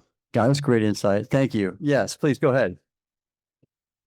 And in fact, I think you're all tracking this, that the UAP Science Advisory Council is going to report to a UAP governance board that's interagency, and their main mandate is national security. So what Hal just mentioned, Karen, take notes, because she's my right-hand person, and we're a team. But yes, that's good. Thank you for that. All right. But right, and so we're getting asked. We're communicating with ODNI every day about, okay, what do you have to offer? Now, our job is just to give recommendations. But that's going to be a recommendation I'm going to put at the top of the list. And I know it from experience, having worked in the federal government for 40 years. And the truth of the matter is that the statements used by the deep state to not release information is that, well, we're not sure people could handle it.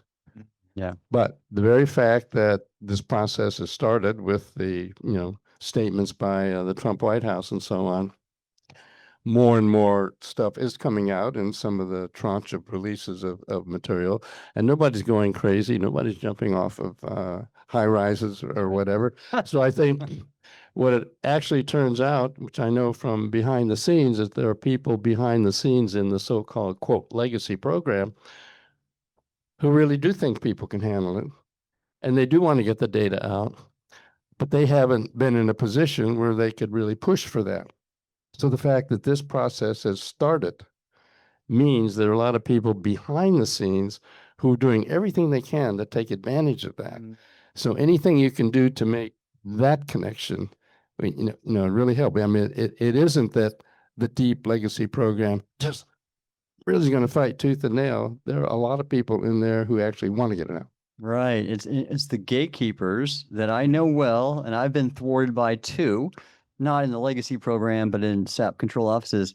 And that actually is giantly huge. And I'll give a little anecdote, Hal, because when Trump first took office, I knew some of the people. In fact, a friend of mine is in the room, and I won't mention his name, who was connected to an OSD office. And I got meetings with them, and they said basically, hey, we want to look under the hood. We are going to take control of this. We don't like that the deep state is controlling the UAP program. This should be about elected officials, and we are going to take it over. And he actually just like government, and he says that they've been with the ball down the field. And what we're seeing today with the council and the advisory council and the UFO release files is evidence of that. Which, again, I never thought it would be, but it's happening. And so I have confirmation from political appointees in the Department of War. This is what they're going after. They really do want to be transparent, which I'm thrilled with and surprised, but let's just cheer for that. Okay. Yeah. No. And I think there actually is a way of moving forward. Back in the day when, some farmers said, I think I saw a flash go across the sky or whatever, you don't know whether to take that seriously or not. But in the decades in between, we now have our sensor systems have really, gone up to where they're collecting unbelievable data from multiple systems. And so now there's no way to say it's not real or it's not happening. Secondly, one of the things we did on the OSAP program was try to break through the compartmentalization kind of thing. And so went to various defense contractors and so on and said, okay, in your particular field, and it might be space-time metric engineering, or it might be biomedical kinds of things, or it might be, sort of anything you can come up with that you can think of. And we got 36 papers put together by experts in the field all around the globe. They actually didn't know it was for UAP. The reason. Didn't tell them that. They said, well, okay, where is your field going to be by the year 2050? We're just doing, survey for Bigelow Aerospace and so on. But a number of the people that we approached were in fact part of the DEEP program. And so they put out, some really good stuff. Now, we thought it would never meet the light of day for the ordinary public. But in fact, as it turned out, eventually with people banging with FOIAs and so on, basically those 36 papers are all out there. And so there is actually a whole series of documents which give a lot of detail potentially on the technical aspects of the program. And so if other technical people come along and see those, they see they're written by actually experts in the field, they're more inclined to make a commitment that, God, maybe this is something, I should be looking into. And so that's why, emphasizing as Avi Loeb does, that what we need is data, analysis. And from our own investigation, we came down to a pretty good model of space-time metric engineering that we think kind of explains the technology. But it's a hypothesis at this point. But there are a series of experiments that could be done, like measuring the spectrum of light emission from a UAP to determine whether it is in fact blue shifted heat spectrum, blah, blah, blah. So anyway, there's enough data out there that there are experimental programs to pursue or experimental, options to pursue. And so anything we can do to get more scientists involved in pursuing these various options, I mean, that'll be a big deal, because once people get involved in actually handling data, that makes the program that much stronger. And therefore, people who are concerned about whether they should be revealing what they know, it becomes a little safer to, in fact, think about going in that direction. So so A.B. Loeb saying about data, analyze, analyze, analyze. The more people get involved in that process, that'll be good. Gosh, that's great, Hal. I love what you just said, because exactly right. That's our Science Advisory Council's intent. And excuse me, sorry. And so interestingly, there's what Hal just pointed to is there's so much out there already. Jim Lukatsky was in the program. He's written 3 books with Colm Kelleher. Yep. Skinwalkers at the Pentagon, New Insights, Future Visions. All of that documents the research that was done, not only at Skinwalker Ranch, which I just visited with Brendan Fugel, and he's put me on his advisory board, but also they investigated MUFON sightings, which were remarkable. They really did a systematic $22 million funded effort by DIA to look at the phenomena. Right. There's data already, as you mentioned. You collected data, you analyzed it, you came up with theoretical explanations, space-time metric engineering, which I love that because I'm an oceanographer and I love the ocean, but that just sounds really cool. And I want to go there. And then, so actually, this actually goes back to the last panel, because Maya, wherever you are, you talked about the next generation, and this is exactly what we want, is the next generation to be inspired by this kind of research opportunity and to go after it and mainstream it at every university in the country. And that is definitely a pitch I've had, and I'm going to keep on. And I never say no to a chance to speak at any university. So if anybody's connected to a school or college, I will be there to lift up that next generation to tackle this topic. Thank you. And I think if we need even more power behind why we should go forward, I have my own axe to grind, which I think our evidence for multiple species is very strong. And I think once humankind recognizes, now, wait a minute, we're not the only intelligent species in the universe. There may be intelligent species throughout the universe. I'd like to see my grandkids grow up saying, okay, the universe is full of life. Okay, but it's different in various places. So what does that mean to be a human? And so it can give you a broader view of kind of a philosophical approach that, hey, we live in a universe teeming with life, and what's it like to be a human, and how should we be handling what we're handling? And, not that there might not be some problems, but still. Well, absolutely, yes. So that open-mindedness is wonderful to hear from you, especially with your credentials. And I'm a big scuba diver. My wife was a Navy diver, Karen, and we just go, and we were just on a coral reef in Florida Keys this week, and you just see the diversity of life on a coral reef is so insane, and everything is just weird and different. And why would it not be the same throughout the universe? So that open mind is something we should embrace and apply in our research approach as the Science Advisory Council. So I'm glad you've shared that.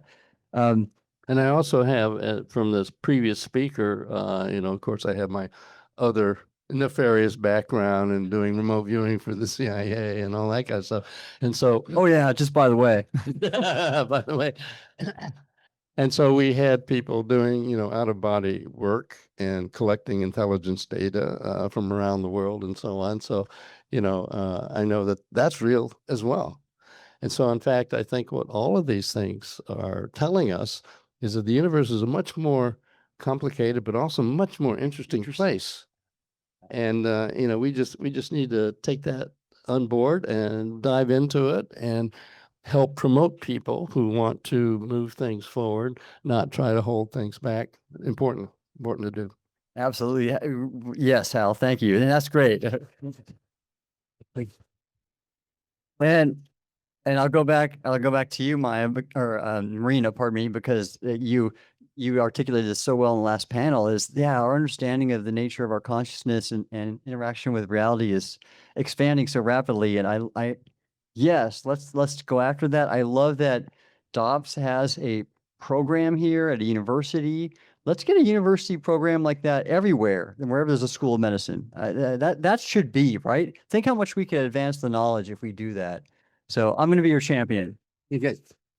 And even from a sort of scientific viewpoint, I mean, one of the things that got me into some other technology I'm looking at now is that when we were proposing, well, it's when the CIA came to us and said, the Russians are spending millions of dollars at their best institutes investigating, remote viewing or ESP or whatever for espionage purposes.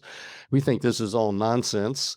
So, but Ingo Swann, who's supposedly a pretty good quote psychic or whatever, would you bring him in and explore what he can do, and hopefully you'll find that it's all nonsense and BS and we can just forget it.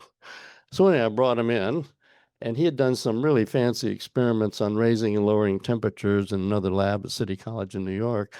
And so when I brought him to Stanford, it turned out we had a really terrific experiment.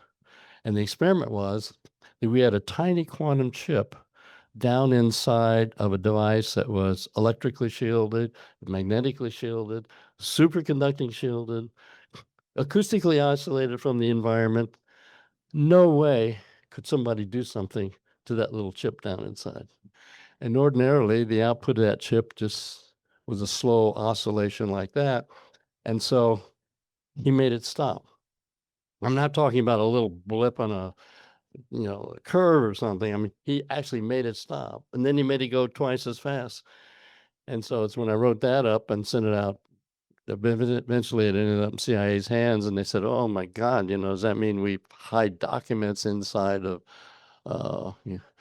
superconducting skiffs, and are they going to be able to get the data and so on?" But anyway, the point I'm bringing it up here is what that meant was that somehow he was able to reach in and create those effects on a quantum chip.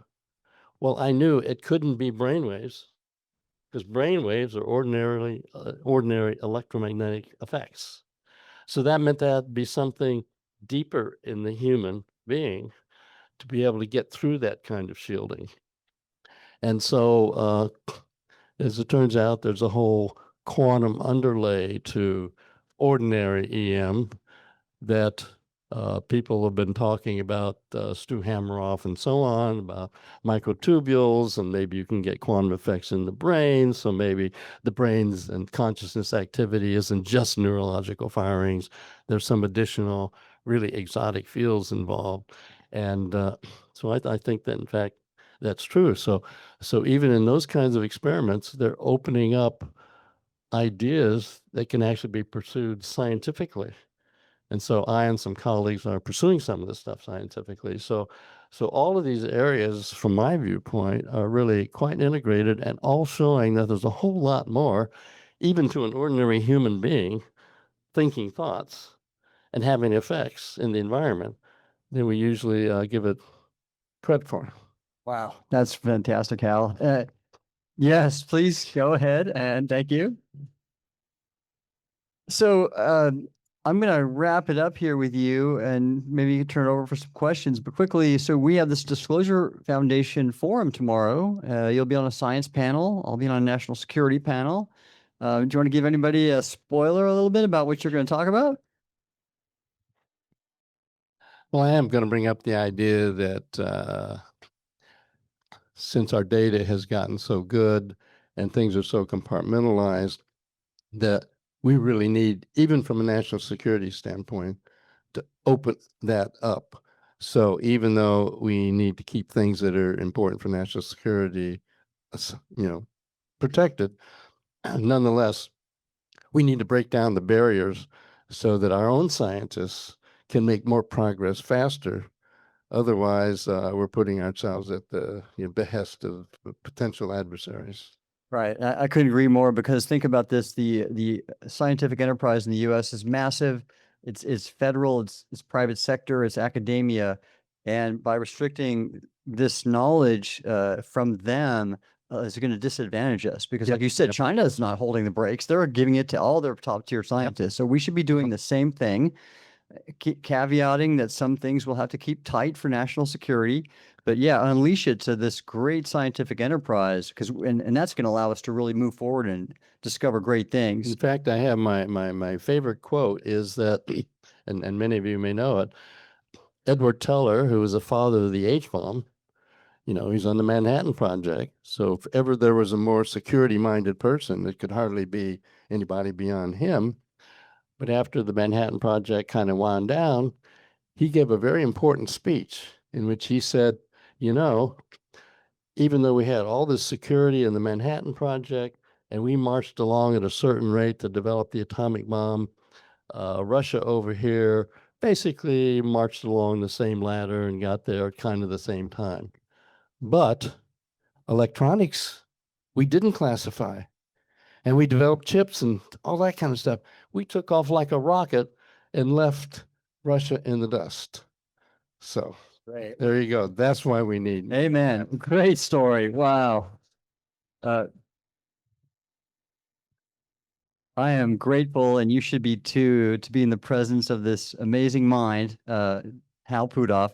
So thank you for being here tonight and Well, making. thank you for the opportunity. Yes, sir. Maybe we'll do a little bit of Q&A before we head out, and I'm gonna I'll turn it over to James, and thank you all for being here. Let's see some hands. I'm going to get a question in first. I'm going to take privilege here. Sorry. Ross Coulthart and David Grush were recently talking about plasma as a matrices for intelligence, possibly being a fundamental part of the phenomenon that we're seeing. I know that you've studied plasma in the past. I'm wondering if you can comment on the idea that a lot of this may be a plasmid kind of phenomenon. I wouldn't reject it, and it's only because I've had so much data coming in about people interacting with plasmas. So even though from a scientific standpoint, I can't hardly imagine, how that could be, nonetheless, since consciousness, I think, in accordance with her model, is something somewhat separate from ordinary physics. So consciousness could take advantage of any very complicated system to express itself. So yeah, with the plasma, why not? Okay. Who's got a question here? Yeah. Bob first. Let's do some science. So if I gave you an experiment and I showed that longitudinal scalar wave existed and it fell off with distances 1 over r rather than 1 over r squared like the transverse, what would you think that would have an impact on? Well, I think it had a big impact, and I have 4 patents on it. And the nice thing about that kind of a field, if it's purely potentials, it doesn't have electromagnetics associated with it because they've been taken down. So therefore, you could get through barriers. You could get through salt water and talk to somebody. You could, put shields around the sensor. It's not going to stop your ability to sense it.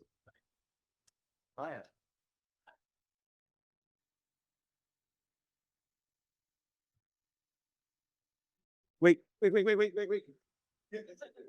all want to hear Can project. Okay. So my question is, with the kind of science, UAP science that's been done within these, like, whatever, government programs, defense contractors, all of that sort of stuff. Do you see any potential for the kind of knowledge and work that's been done in that sense to kind of come forward and maybe fuse a little bit with the academic science that's being done? Well, we have a very good, what came out of our, whatever, 36 papers and all the collaboration between a number of defense contractors and so on. We zeroed in on a particular model, which basically said, as we talked about in the Age of Disclosure documentary, that if you could engineer Einstein's equations for general relativity, all the effects you would see would turn out to be all the effects that are reported. But our problem is that we don't have the engineering to do that. So that's why I think there's a particular path that we should be pursuing to try to see, well, how could you bring about engineering of those effects? Yeah, I got a question about national security and the legacy program. And, we've heard a lot about adversaries like China and Russia, and we know the secrecy in our programs. And it seems to me we're caught in a classic prisoner's dilemma here, which is game theory that says each one is trying to get the best for themselves. But if they all cooperated, they would actually end up with a better expected outcome. So is there anybody in the entire national security establishment of the US and the legacy program who's actually thought about cooperating with China and Russia if, in fact, these are non-humans?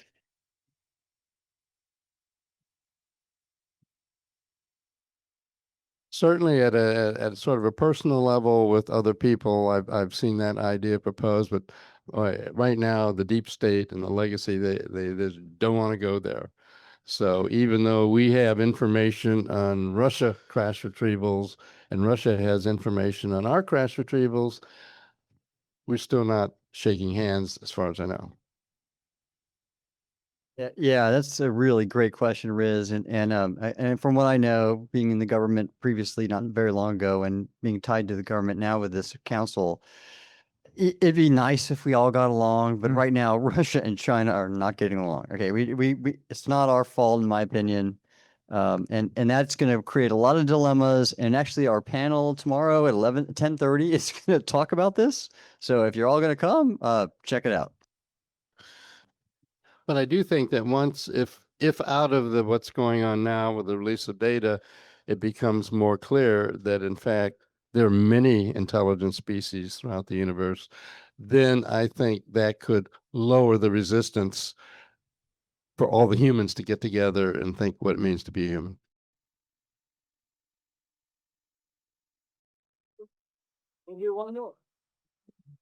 Thank you. Hi. Oh, am I good? Am I good?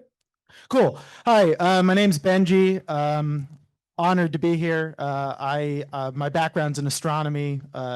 Drew insisted that I mention that I work for NASA. So, God damn it, Drew. Anyway, question I have for you. So I was, I was wondering, like, based on the available evidence that both of you have seen, and you don't have to mention anything you're not at liberty to say.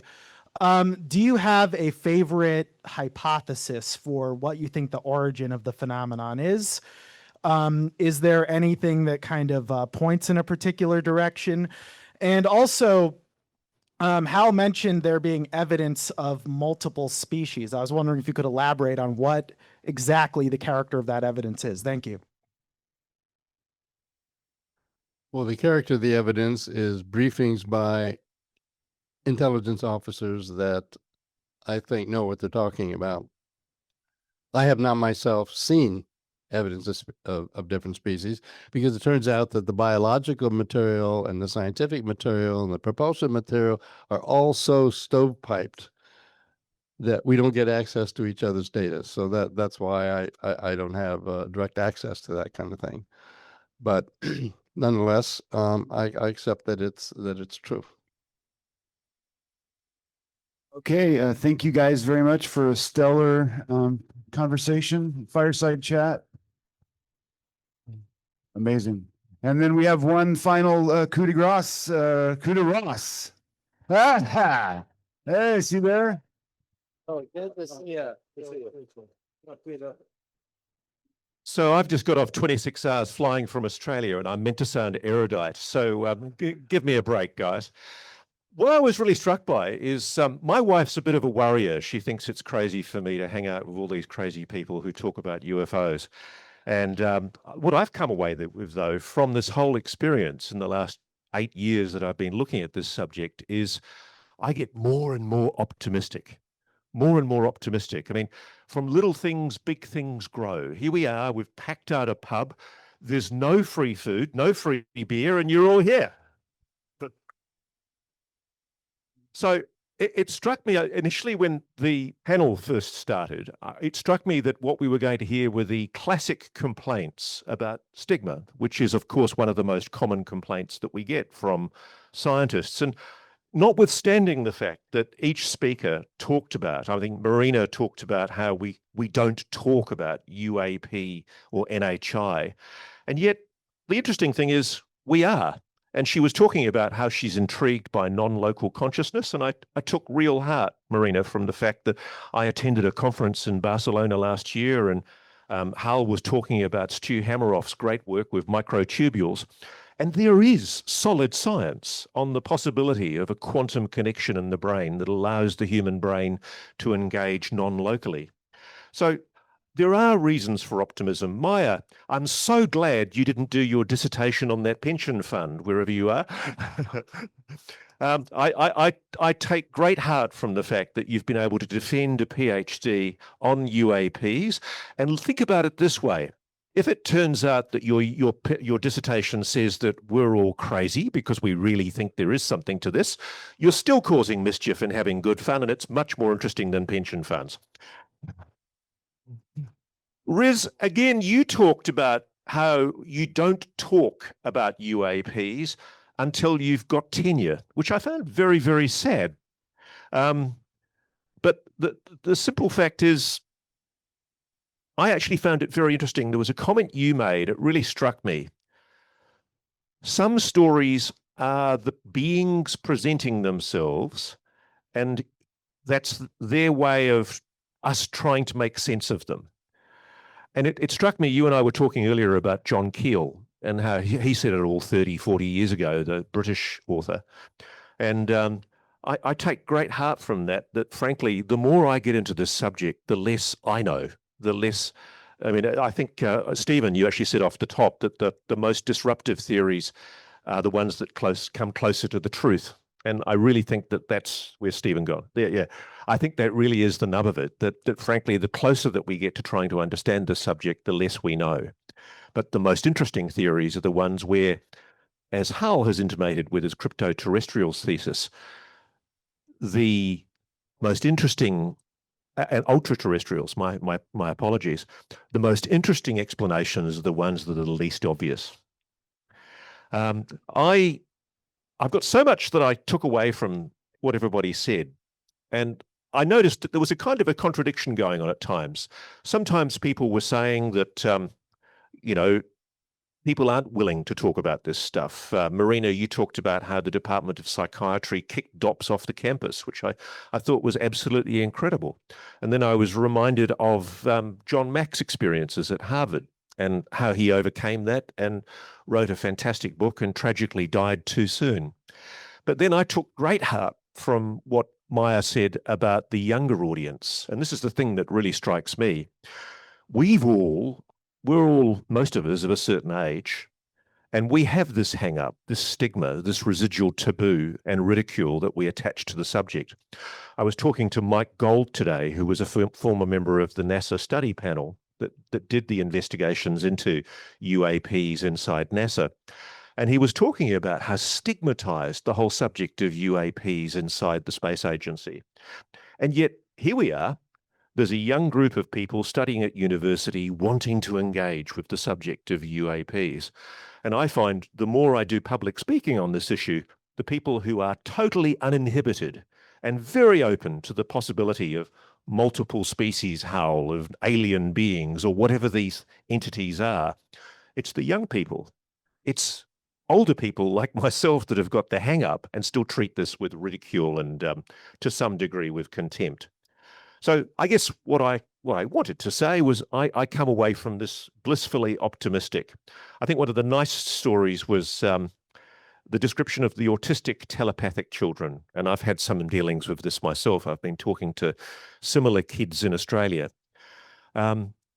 it's interesting. I think we're at an interesting time in humanity where, as somebody hypothesized, maybe the scientific hypothesis at the moment is not adequate to describe something that is potentially real. And I saw this for myself at Esalen when I was with Jordan Jozek, who's now recently gone public with my friend Jesse Michaels, talking about the phenomenon that was summoned at Esalen. And Jordan literally came to me at 4 o'clock in the afternoon and said, "We are going to see a blue hexagonal orb tonight." And I said, "Gee, that's pretty definitive." And sure enough, 5, 6 hours later, that's exactly what we saw. And that, to me, was one of those ontological moments where, as Hal's talked about, there really is something to the human mind. It has a capacity to engage.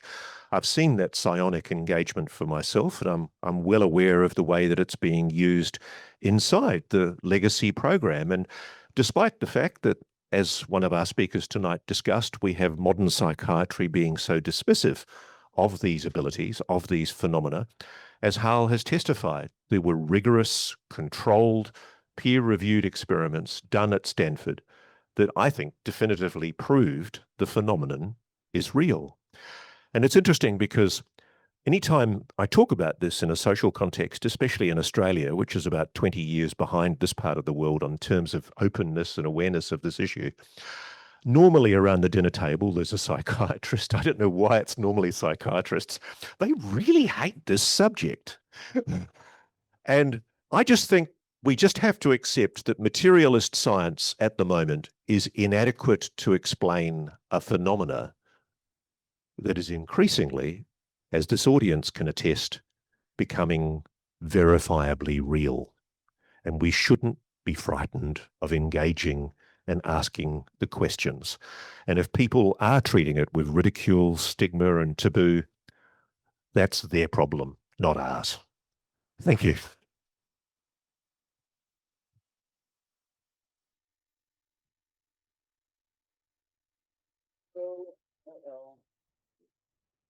I've been asked to have the original panel come back up if anybody has any further questions, to give our guests here a chance to skedaddle out and not be mobbed by their adoring fans. So, which I think probably would happen. So if the original panel could come up here, and if anybody's got any questions, I've got a mic.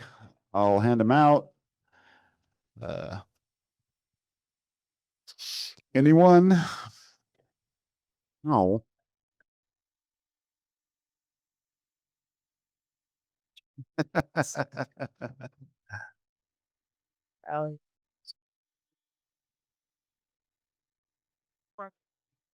Okay, we got the bartender has a question. We better answer it or there's no more beer. We'll just wait for the mic 1 second. There's Yeah, we're gonna get you a mic here. Hold on.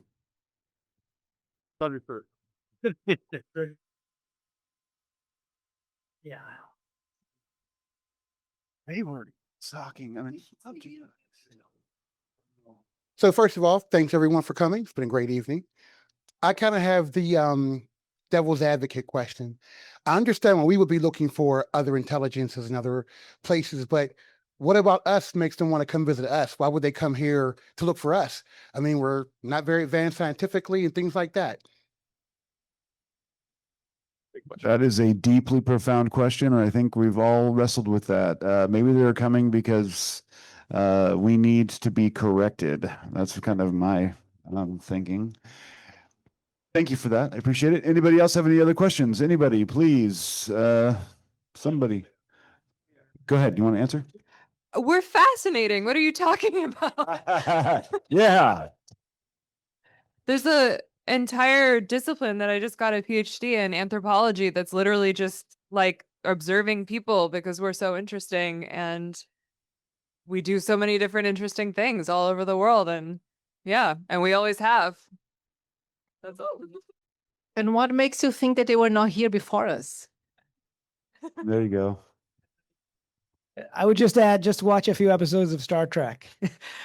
Half of the episodes are them going back to planets where they're pre-warp civilizations so that they can study them and find out about them, and they have a tough time trying to hide themselves. One more thing to add. People always say like it would be like watching ants, and ants are so interesting. Like I have an ant farm. I watch YouTube videos about ants. Many people, millions of people do. Why why wouldn't they want to watch us if we were like ants? That's all. I think we're more like sea monkeys. Anybody have any sea monkeys as a kid? I was my big deal. All right, we got another question here. Science Bob first, and then So right on. I like science fiction, but there's a problem with science fiction. I can't find any that send cybernetic organisms back in time to look at human beings to figure out how they screwed themselves over. Want to respond to that? Are you asking if there's science fiction about sending cybernetic organisms back, like the Terminator? Would be the first example of sending. And in fact, many people think that right, but the other guy was right, the guy that was sent with him. But I mean, I think many people think the gray aliens are not actually, that they're biological creations or AI that's running. So most people have hypothesized that if we were to go interstellar, we would send AI first. So there's very much the possibility that if somebody is visiting us from somewhere else, they sent the AI first before they came here in body. Hey, I have a question for Riz here from the online audience. The question is, if this is a simulation, what's the point of us figuring that out? Why would we be allowed to know changes once we do? Okay, well, I don't want to go too deep on the simulation thing, but there's actually two different flavors of simulation theory. Okay, and one is called the NPC version, which is NPC stands for non-player characters, where basically everybody is AI inside a computer. The other version, and actually Stephen referred to this when he was talking about David Chalmers, is the Matrix version, or what I call the RPG version, which is the role-playing game version, in which you choose, just like at the beginning of a video game, you have a character, you choose whether you're going to be an elf, a dwarf, or human. You choose your general storyline. Maybe you choose your parents, and you choose the challenges, and you jump in. So most of the world's religions tell us we go through forgetfulness, a process of forgetfulness. Like Lethe is the river of forgetfulness, or Mengpo, the goddess of forgetfulness, brews the tea of forgetfulness in the Chinese traditions. In the Islamic traditions, they say the word for human is insan. Insan means prisoner. Prisoner of what? Of another Arabic word, which is nisyan, which means forgetfulness. So we go through the process, and part of the challenge might be to actually remember who we are. So, I mean, there's a lot more I could say, and I don't want to take up too much time on simulation theory, but in the RPG version, it would make more sense. In the NPC version, there's a philosopher who said maybe we should not try to find out if we're in a simulation. Why? Because the simulators might shut us down. So it's better not to know. Anybody else have any questions? We got one over here. More just a comment, going back to the thing about ants and so forth. I mean, there are people called entomologists whose whole career is studying insects. So I think the point I'm making is that I think the more intelligent, sorry, didn't mean to blast all y'all. The more intelligent a life form is, the more curious it is about its environment. And therefore, not only should the aliens be interested in us, they should be interested in ants too. They should be interested in our whole damn biosphere. And that's all I got to say. I think they probably are, right? One last question I wanted to ask. You guys sort of represent a coverage of different phenomena around strangeness and whatnot. If there was a sudden development in, say, consciousness, where it was proven to be of a field, say, and not necessarily something that emerges from the brain, do you think that that would automatically benefit other theories that have to do with UOP or any of the other sort of phenomenon that we've spoken of tonight? Marina, I guess I'm asking you. If I think that would benefit other Yeah, things. but automatically benefit just by virtue of it sort of making space. Yeah, 100%. And I think the UAP, whatever UAP has achieved in the past 5 years, parapsychology hasn't achieved in 100 years. So UAP is like a big jump in the past, and parapsychology still, and there is more opening now with the UAP phenomena to parapsychology. There is more also because of the psychedelic renaissance. There is more opening to parapsychology and UAP things too. So one thing is bringing the other. I think it's just someone else said once, courage is contagious, and it takes, if people are more courageous to talk, are more brave to talk about UAP and abductions, they are going to be more open to talk about entity encounters and out-of-body experiences and apparitions and after-death communication. Is just, the barrier that we need to. Exactly. It's the same barrier. It's the same ontological barrier that we are trying to. Yeah. Okay, I think Anthony's going to read a question from the audience. You got it? Yeah, this is from Todd from the Zoom. How might one share the import of these conversations beyond these circles?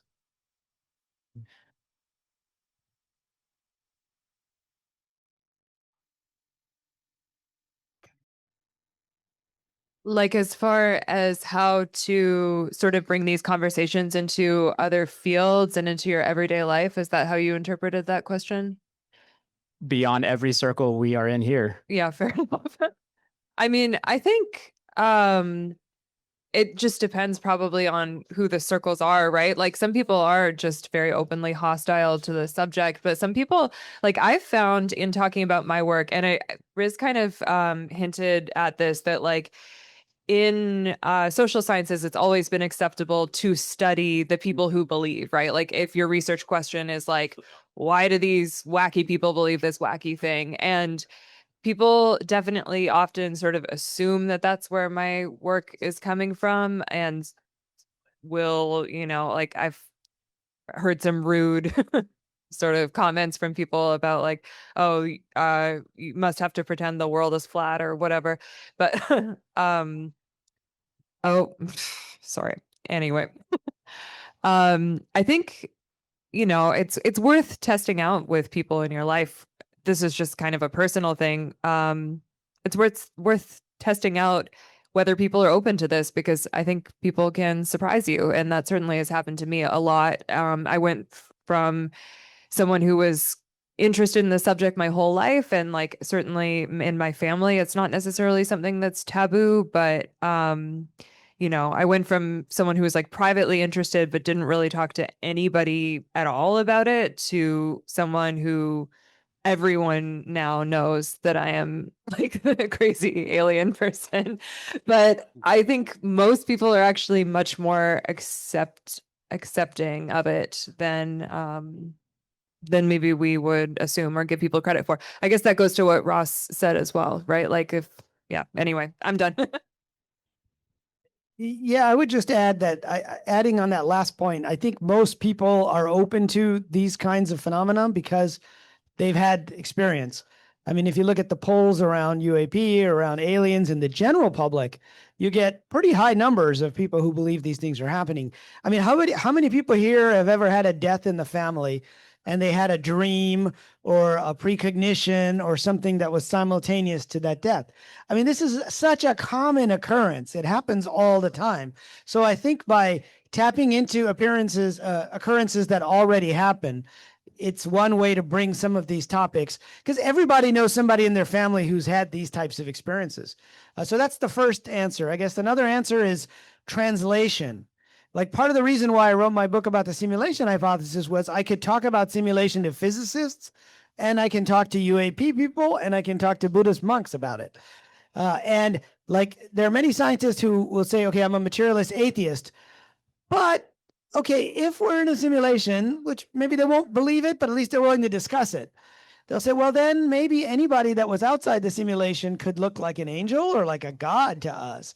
And so suddenly you've opened the door by using some of terminology and language that is acceptable within that community to open their minds to this broader perspective. So.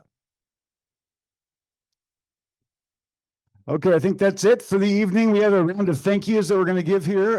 Do you want to sort of send us off? Sure, I'll just jump in. Hi, everybody. I'm Craig from Canada. I want to thank you all very, very much for coming out tonight. You really, really appreciate it. Huge thanks to our panelists as well for presenting, as well as to Anthony Sinead and Alex T. Online for running the Zoom portion. Huge thanks to them.